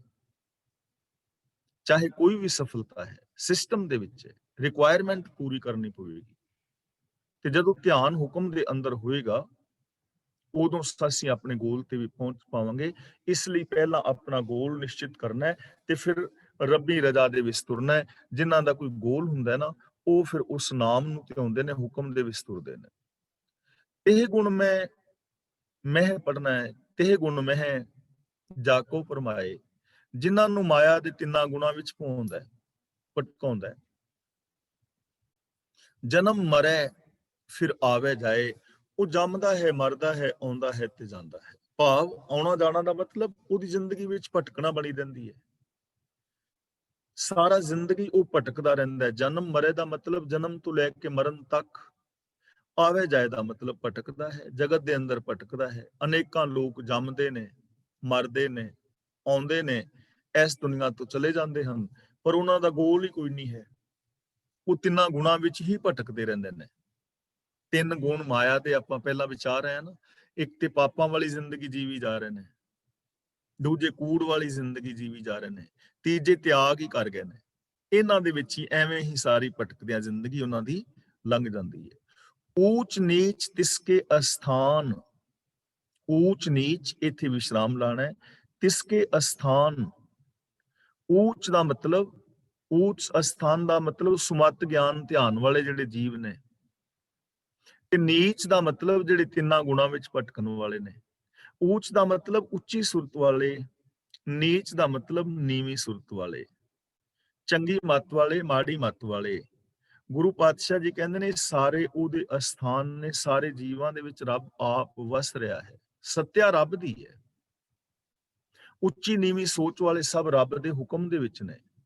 ਜੈਸਾ ਜਨਾਵੇ ਤੈਸਾ ਨਾਨਕ ਜਾਨ, ਜਿਹੋ ਜੀ ਬੁੱਧ ਮਤ ਦਿੰਦਾ ਹੈ, ਜਨਾਵੇ ਦਾ ਮਤਲਬ ਸਮਝ ਦਿੰਦਾ ਹੈ, ਇਹੋ ਜਿਹਾ ਸਮਝ ਵਾਲਾ ਜੀਵ ਬਣ ਜਾਂਦਾ ਹੈ। ਜੈਸੀ ਸਮਝ ਦਿੰਦਾ ਹੈ ਵੈਸੀ ਸਮਝ ਵਾਲਾ ਜਿਹੜਾ ਜੀਵ ਹੈ ਬਣ ਜਾਂਦਾ ਹੈ। ਹੁਣ ਇਹ ਸਾਰਾ ਕੁਝ ਸਿਸਟਮ ਦੇ ਅੰਦਰ ਹੁੰਦਾ ਹੈ। ਸਾਡੀ ਸਮਝ ਸੁਰਤ ਡਿਵੈਲਪ ਹੁੰਦੀ ਹੈ। ਕੁਝ ਸਾਡੇ ਅੰਦਰ ਜੈਨੇਟਿਕ ਗੁਣ ਨੇ, ਕੁਝ ਸਾਨੂੰ ਦੁਨੀਆ ਦੇ ਵਿੱਚੋਂ ਐਕਸਪੀਰੀਅੰਸ ਮਿਲਦਾ ਹੈ। ਜੈਸਾ DNA ਜੈਸਾ ਐਕਸਪੀਰੀਅੰਸ ਹੁੰਦਾ ਹੈ, ਉਸੇ ਪਾਸੇ ਬੰਦੇ ਦੀ ਸਟਰੈਂਥ ਕੰਮ ਕਰਦੀ ਰਹਿੰਦੀ ਹੈ। ਜਿਵੇਂ ਜਿਵੇਂ ਅਸੀਂ ਸੋਚਦੇ ਹਾਂ ਇਸ ਦੁਨੀਆ ਬਾਰੇ, ਕੋਈ ਇਵੈਂਟ ਸਾਡੇ ਅੰਦਰ ਥਾਟਸ ਪੈਦਾ ਕਰਦਾ ਹੈ। ਉਹ ਥਾਟ ਸਾਡੇ ਅੰਦਰ ਇਮੋਸ਼ਨਸ ਪੈਦਾ ਕਰਦੇ ਨੇ, ਔਰ ਉਹ ਇਮੋਸ਼ਨਸ ਸਾਡੇ ਅੰਦਰ ਫਿਰ ਇੱਕ ਹੋਰ ਸਥਿਤੀ ਪੈਦਾ ਪਰਿਸਥਿਤੀ ਕਰ ਦਿੰਦੇ ਨੇ। ਸਾਡੇ ਅੰਦਰ ਸਭ ਤੋਂ ਪਹਿਲਾ ਇਵੈਂਟ ਹੈ, ਕੋਈ ਵੀ ਘਟਨਾ ਘਟਦੀ ਹੈ, ਫਿਰ ਉਹਦੇ ਰਾਹੀਂ ਸਾਡੇ ਅੰਦਰ ਥਾਟਸ ਪੈਦਾ ਹੁੰਦੇ ਨੇ। ਸਾਡਾ ਬਿਲੀਫ ਸਿਸਟਮ ਕੰਮ ਕਰਦਾ ਹੈ ਕਿ ਅਸੀਂ ਵਿਸ਼ਵਾਸ ਕਿਵੇਂ ਕਰਦੇ ਹਾਂ। ਉਸ ਬਿਲੀਫ ਸਿਸਟਮ ਤੋਂ ਬਾਅਦ ਸਾਡੇ ਅੰਦਰ ਇੱਕ ਨਤੀਜਾ ਹੁੰਦਾ ਹੈ ਕਿ ਇਹਦਾ ਨਤੀਜਾ ਇਹ ਨਿਕਲੇਗਾ। ਤਾਂ ਇਸ ਤਰ੍ਹਾਂ ਸਾਡੀ ਜ਼ਿੰਦਗੀ ਦੇ ਅੰਦਰ ਇਹ ਸਾਡੀ ਸਮਝ ਪੈਦਾ ਹੋਈ ਜਾਂਦੀ ਹੈ, ਔਰ ਸਾਡਾ ਇੱਕ ਨਿਊਰੋਨ ਜਿਹੜਾ ਪਾਥ ਬਣ ਜਾਂਦਾ ਹੈ, ਨਿਊਰੋਪਾਥ ਇੱਕ ਬਣ ਜਾਂਦਾ ਹੈ, ਤੇ ਉਸੇ ਤਰ੍ਹਾਂ ਅਸੀਂ ਸਮਝੀ ਜਾਂਦੇ ਹਾਂ, ਸੋਚੀ ਜਾਂਦੇ ਹਾਂ, ਉਹ ਆਦਤਾਂ ਸੁਭਾਅ ਬਣੀਆਂ ਜਾਂਦੀਆਂ ਨੇ, ਉਸੇ ਤਰ੍ਹਾਂ ਅਸੀਂ ਜ਼ਿੰਦਗੀ ਜੀਵੀ ਜਾਂਦੇ ਹਾਂ। ਤਾਂ ਜੇ ਕਿਤੇ ਗਲਤ ਸੋਚ ਬਣ ਗਈ ਹੈ ਤਾਂ ਉਹਨੂੰ ਸੁਧਾਰਿਆ ਵੀ ਇਸੇ ਤਰ੍ਹਾਂ ਜਾ ਸਕਦਾ ਹੈ। ਸਿਸਟਮ ਦੇ ਅੰਦਰ ਚੱਲ ਕੇ ਥੋੜੀ ਜਿਹੀ ਪ੍ਰੈਕਟਿਸ ਕਰਕੇ 15-20 ਦਿਨ ਦੀ ਪ੍ਰੈਕਟਿਸ ਦੇ ਨਾਲ ਜੀਵਨ ਨੂੰ ਜਿਹੜਾ ਹੈ ਬੜੇ ਸੌਖੇ ਢੰਗ ਦੇ ਨਾਲ ਬਦਲਿਆ ਜਾ ਸਕਦਾ ਹੈ। ਗੁਰੂ ਪਾਤਸ਼ਾਹ ਜੀ ਰਹਿਮਤ ਕਰਨ, ਅਸੀਂ ਗੁਰਬਾਣੀ ਨੂੰ ਆਪ ਪੜ੍ਹੀਏ, ਸੁਣੀਏ, ਸੋਚੀਏ, ਸਮਝੀਏ, ਔਰ ਗੁਰਬਾਣੀ ਮੁਤਾਬਕ ਜ਼ਿੰਦਗੀ ਜੀ ਕੇ ਆਪਣੇ ਜੀਵਨ ਨੂੰ ਸਫਲ ਔਰ ਸੁਚੱਜਿਆ ਕਰਨ ਦਾ ਯਤਨ ਕਰੀਏ। ਅੱਜ ਦੀ ਜੋ ਵਿਚਾਰ ਜੋ ਸੀ, ਇਹਦੇ ਵਿੱਚ ਕਿਸੇ ਵੀਰ ਭੈਣ ਨੇ ਕੋਈ ਸਵਾਲ ਕਰਨਾ ਹੋਵੇ ਤਾਂ ਉਹ ਆਪਣਾ ਸਵਾਲ ਕਰ ਸਕਦਾ ਹੈ। ਜੇ ਆਪਣੇ ਤੁਸੀਂ ਵਿਚਾਰ ਦੇਣੇ ਚਾਹੋ ਤਾਂ ਉਹ ਆਪਣੇ ਵਿਚਾਰ ਦੇ ਸਕਦੇ ਹੋ। ਤੇ ਜੋ ਵੀਰ ਭੈਣਾਂ ਫੇਸਬੁੱਕ ਤੇ ਸਰਵਣ ਕਰ ਰਹੇ ਨੇ, ਮੈਂ ਉਹਨਾਂ ਦਾ ਵੀ ਤਹਿ ਦਿਲੋਂ ਧੰਨਵਾਦ ਕਰਦਾ ਹਾਂ, ਤੇ ਕਲਾਸ ਵਾਲੇ ਵੀਰਾਂ ਭੈਣਾਂ ਦਾ ਵੀ। ਹੁਣ ਵੀਰ ਤਰਲੋਚਨ ਸਿੰਘ ਜੀ ਅਨਮਿਊਟ ਹੋ ਗਏ ਨੇ, ਅਗਲੀ ਕਾਰਵਾਈ ਉਹ ਕਰਨਗੇ। ਵਾਹਿਗੁਰੂ ਜੀ ਕਾ ਖਾਲਸਾ, ਵਾਹਿਗੁਰੂ ਜੀ ਕੀ ਫਤਿਹ। ਹਾਂਜੀ, ਵਾਹਿਗੁਰੂ ਜੀ ਕਾ ਖਾਲਸਾ, ਵਾਹਿਗੁਰੂ ਜੀ ਕੀ ਫਤਿਹ। ਧੰਨਵਾਦ ਗਿਆਨੀ ਜੀ। ਤੇ ਜਿੱਦਾਂ ਹਮੇਸ਼ਾ ਦੀ ਤਰ੍ਹਾਂ ਅਸੀਂ ਬੇਨਤੀ ਕਰਦੇ ਹਾਂ ਜੀ, ਜੇ ਤੁਸੀਂ ਕੋਈ ਅੱਜ ਦੀ ਕਥਾ ਦੇ ਵਿੱਚੋਂ ਜਾਂ ਹੋਰ ਕੋਈ ਵਿਚਾਰ ਦੇਣਾ ਹੋਵੇ ਜਾਂ ਕਰਨਾ ਹੋਵੇ ਤਾਂ ਤੁਸੀਂ ਅਨਮਿਊਟ ਹੋ ਜਾਓ ਜੀ, ਤਾਂ ਕਿ ਤੁਸੀਂ ਉਹ ਸਵਾਲ ਜਵਾਬ ਕਰ ਸਕੋ ਤੇ ਆਪਣੇ ਵਿਚਾਰ ਦੇ ਸਕੋ। ਤੇ ਸਾਡੇ ਨਾਲ ਨੀਨਾ ਜੀ ਅਨਮਿਊਟ ਹੋਏ ਆ ਜੀ ਸਭ ਤੋਂ ਪਹਿਲਾਂ, ਤੇ ਮੈਂ ਉਹਨਾਂ ਨੂੰ ਬੇਨਤੀ ਕਰਦਾ ਕਿ ਤੁਸੀਂ ਆਪਣੇ ਵਿਚਾਰ ਰੱਖੋ ਜੀ। ਹਾਂਜੀ ਭਾਈ ਸਾਹਿਬ ਜੀ, ਸਤਿ ਸ਼੍ਰੀ ਅਕਾਲ। ऊंच नीच ताके स्थान, ऊंच नीच तिसके स्थान। किसके स्थान है ऊंच जी? की माड़ी माड़ी मत वाले ते चंगी मत वाले हाँ जी, माड़ी मत वाले चंगी मत वाले। किसकी स्थान की मतलब इसके स्थान ਦਾ ਮਤਲਬ ਵੀ ਉਹਦਾ ਹੀ ਨਿਵਾਸ ਸਥਾਨ ਹੈ, ਉਹਨਾਂ ਦੋਵਾਂ ਦੇ ਵਿੱਚੋਂ ਵਸਤ ਹੈ। अच्छा ठीक ਦੋਵੇਂ ਹੀ ਉਹਦੀ ਸੱਤਿਆ ਕਰਕੇ ਨੇ। ਮਤਲਬ ਮੰਨ ਲਓ ਕਿ ਮੈਂ ਮਾੜੀ ਸੋਚ ਵਾਲਾ ਵਾਂ ਤੇ ਤੁਸੀਂ ਬਹੁਤ ਹਾਂਜੀ। ਚੰਗੀ ਸੋਚ ਵਾਲੇ ਹੋ, ਤੇ ਅਸੀਂ ਦੋਵੇਂ ਹੀ ਭੈਣ ਭਰਾ ਉਹਦੀ ਸੱਤਿਆ ਕਰਕੇ ਵਸਦੇ ਹਾਂ। ਉਹਦੇ ਸਿਸਟਮ ਦੇ ਵਿੱਚ ਮੈਂ ਵੀ ਹਾਂ, ਉਹਦੇ ਸਿਸਟਮ ਵਿੱਚ ਤੁਸੀਂ ਵੀ ਹੋ। ਹਾਂਜੀ ਤੇ ਜਿਹੜਾ ਮਾੜੀ ਸੋਚ ਵਾਲਾ ਹੈ ਉਹਦੇ ਅੰਦਰ ਵੀ ਉਹ ਵਸ ਰਿਹਾ, ਪਰ ਮਾੜੀ ਸੋਚ ਵਾਲੇ ਨੂੰ ਨਾ ਪਤਾ ਨਹੀਂ ਹੈ, ਜਾਂ ਉਹ ਜਾਣ ਬੁੱਝ ਕੇ ਮਾੜੀ ਬਣਾਈ ਬੈਠਾ। ਜੇ ਉਹ ਚੰਗੀ ਬਣਾਣੀ ਚਾਹੇ ਸੋਚ ਤਾਂ ਉਹ ਵੀ ਬਣਾ ਸਕਦਾ, ਪੋਸੀਬਿਲਿਟੀ ਉਹਦੇ ਵਿੱਚ ਵੀ ਹੈ, ਰੱਬ ਵਰਗਾ ਹੋਣ ਦੀ। अच्छा जी ਧੰਨਵਾਦ। थैंक यू वेरी मच ਧੰਨਵਾਦ ਜੀ। ਹਾਂਜੀ ਹੋਰ ਹਾਂਜੀ ਤੁਸੀਂ ਹਾਂਜੀ ਕੀ ਕਹਿੰਦੇ ਸੀ ਤੁਸੀਂ? ਹਾਂਜੀ नहीं मेरे को होर भी है पर मैं बाद विच भाई साहब को पूछ लूंगी। ਠੀਕ ਹੈ ਜੀ, ਜੇ ਕਲਾਸ 'ਚ ਪੁੱਛਣੇ ਆ ਤਾਂ ਕਲਾਸ 'ਚ ਪੁੱਛ ਲਓ, ਜੇ ਨਹੀਂ ਤਾਂ ਬਾਅਦ 'ਚ ਤੁਹਾਡੀ ਮਰਜ਼ੀ ਹੈ ਜੀ। ਹਾਂਜੀ नहीं मैं लिखी हुई सी मैंने भूल गया हुन किथे है ਕੋਈ ਨਹੀਂ ਜੀ, ਕੋਈ ਨਹੀਂ, नोट्स बनाए सी। ਫੇਰ ਪੁੱਛ ਲਿਓ, ਕੋਈ ਗੱਲ ਨਹੀਂ ਜੀ। ਹਾਂਜੀ ਹਾਂਜੀ ਹਾਂਜੀ ਤੇ ਆਪਣੇ ਹੋਰ ਕਿਸੇ ਨੇ ਜੀ ਕੋਈ ਅਨਮਿਊਟ ਹੋ ਜਾਓ, ਜੇ ਕਿਸੇ ਨੇ ਕੁਝ ਪੁੱਛਣਾ ਨਹੀਂ ਤਾਂ ਆਪਾਂ ਸਮਾਪਤੀ ਕਰ ਦੇਣੀ ਜੀ। ਠੀਕ ਹੈ ਜੀ, ਹੋਰ ਸਾਰੇ ਮੈਨੂੰ ਲੱਗਦਾ ਸਭ ਠੀਕ ਹੀ ਲੱਗਦਾ ਜੀ। ਤੇ ਆਪਾਂ ਇੱਥੇ ਸਮਾਪਤੀ ਕਰ ਦਿੰਦੇ ਜੀ। ਅੱਜ ਫਰਾਈਡੇ ਆ ਤੇ ਕੱਲ ਨੂੰ ਸ਼ਨੀਚਰਵਾਰ ਹੈਗਾ। ਕੱਲ ਨੂੰ ਜਿਹੜੀ ਕਲਾਸ ਲੱਗਦੀ ਹੈ ਉਹਦੇ ਵਿੱਚ ਸਾਰਿਆਂ ਨੇ ਜੁਆਇਨ ਕਰਨਾ, ਜਿਹਨੇ ਵੀ ਤੁਹਾਨੂੰ ਪਤਾ ਹੈ ਜੀ ਕਿ ਕਿਵ ਸਚਾਰਾ ਹੋਈਏ ਵਾਲੀ ਕਲਾਸ ਦੇ ਵਿੱਚ ਤੁਹਾਨੂੰ ਜਿਹੜਾ ਲਿੰਕ ਹੈ ਉਹ ਭੇਜਿਆ ਗਿਆ ਸੀ, ਤੇ ਉਹਨੂੰ ਯੂਜ਼ ਕਰ ਸਕਦੇ ਆ। ਸਾਰਿਆਂ ਨੂੰ ਪਤਾ ਹੀ ਹੈ ਜੀ। ਤੋਂ ਕੱਲ ਨੂੰ ਵੀ ਸਾਰੇ ਜਣੇ ਜੁਆਇਨ ਕਰਿਓ। ਤੇ ਬਾਕੀ ਆਪਾਂ ਵਾਪਸ ਇੱਥੇ ਆਵਾਂਗੇ ਜੀ ਸੋਮਵਾਰ ਨੂੰ 1 ਵਜੇ। ਤੇ ਉੱਦਾਂ ਹੀ ਮੈਂ wishing you a very good weekend. ਤੇ ਮੰਡੇ ਆਪਾਂ ਸਵਾਲ ਵੀਰ ਜੀ, ਮੈਂ ਤੁਹਾਡੇ ਨਾਲ ਥੋੜੀ ਜਿਹੀ ਗੱਲ ਕਰਨੀ ਸੀ। ਆਪਣਾ ਜਿਹੜਾ ਸਾਡਾ ਸੈਚਰਡੇ ਪਿਛਲਾ ਲਿੰਕ ਸੀ, ਜਿਹੜੀ ਆਈਡੀ ਜੀ, ਉਹ ਹੀ ਰਹਿ ਗਏ ਨਾ ਕਿ ਬਦਲੇਗੀ ਦੁਬਾਰਾ? ਪੁੱਛਣਾ ਸੀ ਜਿਹੜੀ ਆਈਡੀ ਤੇ ਤੁਸੀਂ ਜਿਹੜਾ ਮੈਨੂੰ ਇੱਦਾਂ ਪਤਾ ਲੱਗਾ ਸੀ ਜੀ, ਕਿਉਂਕਿ ਮੈਂ ਇਨਵੋਲਵ ਨਹੀਂ ਸੀਗਾ ਇਹਦੇ ਵਿੱਚ, ਮੈਨੂੰ ਪਤਾ ਨਹੀਂ। ਪਰ ਜਿਹੜੀ ਆਈਡੀ ਦੇ ਨਾਲ ਤੁਸੀਂ ਐਕਚੁਅਲ ਪ੍ਰੋਗਰਾਮ ਕੀਤਾ ਸੀਗਾ ਉਹੀ ਆਈਡੀ ਤੁਹਾਡੀ ਹੋਣੀ ਚਾਹੀਦੀ, ਜਿੱਥੇ ਤੱਕ ਮੈਨੂੰ ਪਤਾ। ਉਹ ਰਹਿ ਗਏ ਨਾ, ਕਿਉਂਕਿ ਆਪਣੇ ਵਾਲੀ ਆਈਡੀ ਉਹ ਚੱਲ ਰਹੀ ਹੈ ਇਸ ਕਲਾਸ ਦੀ। ਹਾਂਜੀ ਹਾਂ, ਤੇ ਇਸ ਲਈ ਜਿਹੜੇ ਕਲਾਸ ਦੇ ਵਿੱਚ ਜਿਨ੍ਹਾਂ ਨੇ ਕੱਲ ਨੂੰ ਸ਼ਨੀਵਾਰ ਜਿਹੜੇ ਵੀਰਾਂ ਭੈਣਾਂ ਨੇ ਆਣਾ, ਤਾਂ ਉਹ ਜਿਹੜੇ ਪਿਛਲੇ ਸੈਚਰਡੇ ਤੁਹਾਡੇ ਕੋਲ ਲਿੰਕ ਸੀ ਉਹੀ ਰਹੇਗਾ। ਤੇ ਆਪਾਂ ਇਹਦੇ ਵਿੱਚ ਕਿਵ ਸਚਾਰਾ ਗਰੁੱਪ ਦੇ ਵਿੱਚ ਵੀ ਪਾ ਦੇਵਾਂਗੇ। ਠੀਕ ਹੈ ਜੀ। ਅੱਜ ਤੁਸੀਂ ਜਾਂ ਕੱਲ ਨੂੰ ਸਵੇਰ ਤਾਈਂ ਤੁਸੀਂ ਪਾ ਦਿਓ ਜੀ, ਤਾਂ ਕਿ ਉਹਨਾਂ ਨੂੰ ਫਰੈਸ਼ ਉਹਨਾਂ ਦਾ ਪਤਾ ਲੱਗ ਜਾਊਗਾ। ਤੇ ਆਪਾਂ ਸੋਮਵਾਰ ਨੂੰ ਮਿਲਦੇ ਹਾਂ ਜੀ 1 ਵਜੇ ਫੇਰ ਇੱਥੇ ਮੁੜ ਕੇ। ਤੇ ਉੱਦਾਂ ਹੀ ਆਪਾਂ ਛੁੱਟੀਆਂ ਲਈਏ ਜੀ। ਚਲਾਓ ਫਤਿਹ। ਵਾਹਿਗੁਰੂ ਜੀ ਕਾ ਖਾਲਸਾ, ਵਾਹਿਗੁਰੂ ਜੀ ਕੀ ਫਤਿਹ ਜੀ ਸਾਰਿਆਂ ਨੂੰ।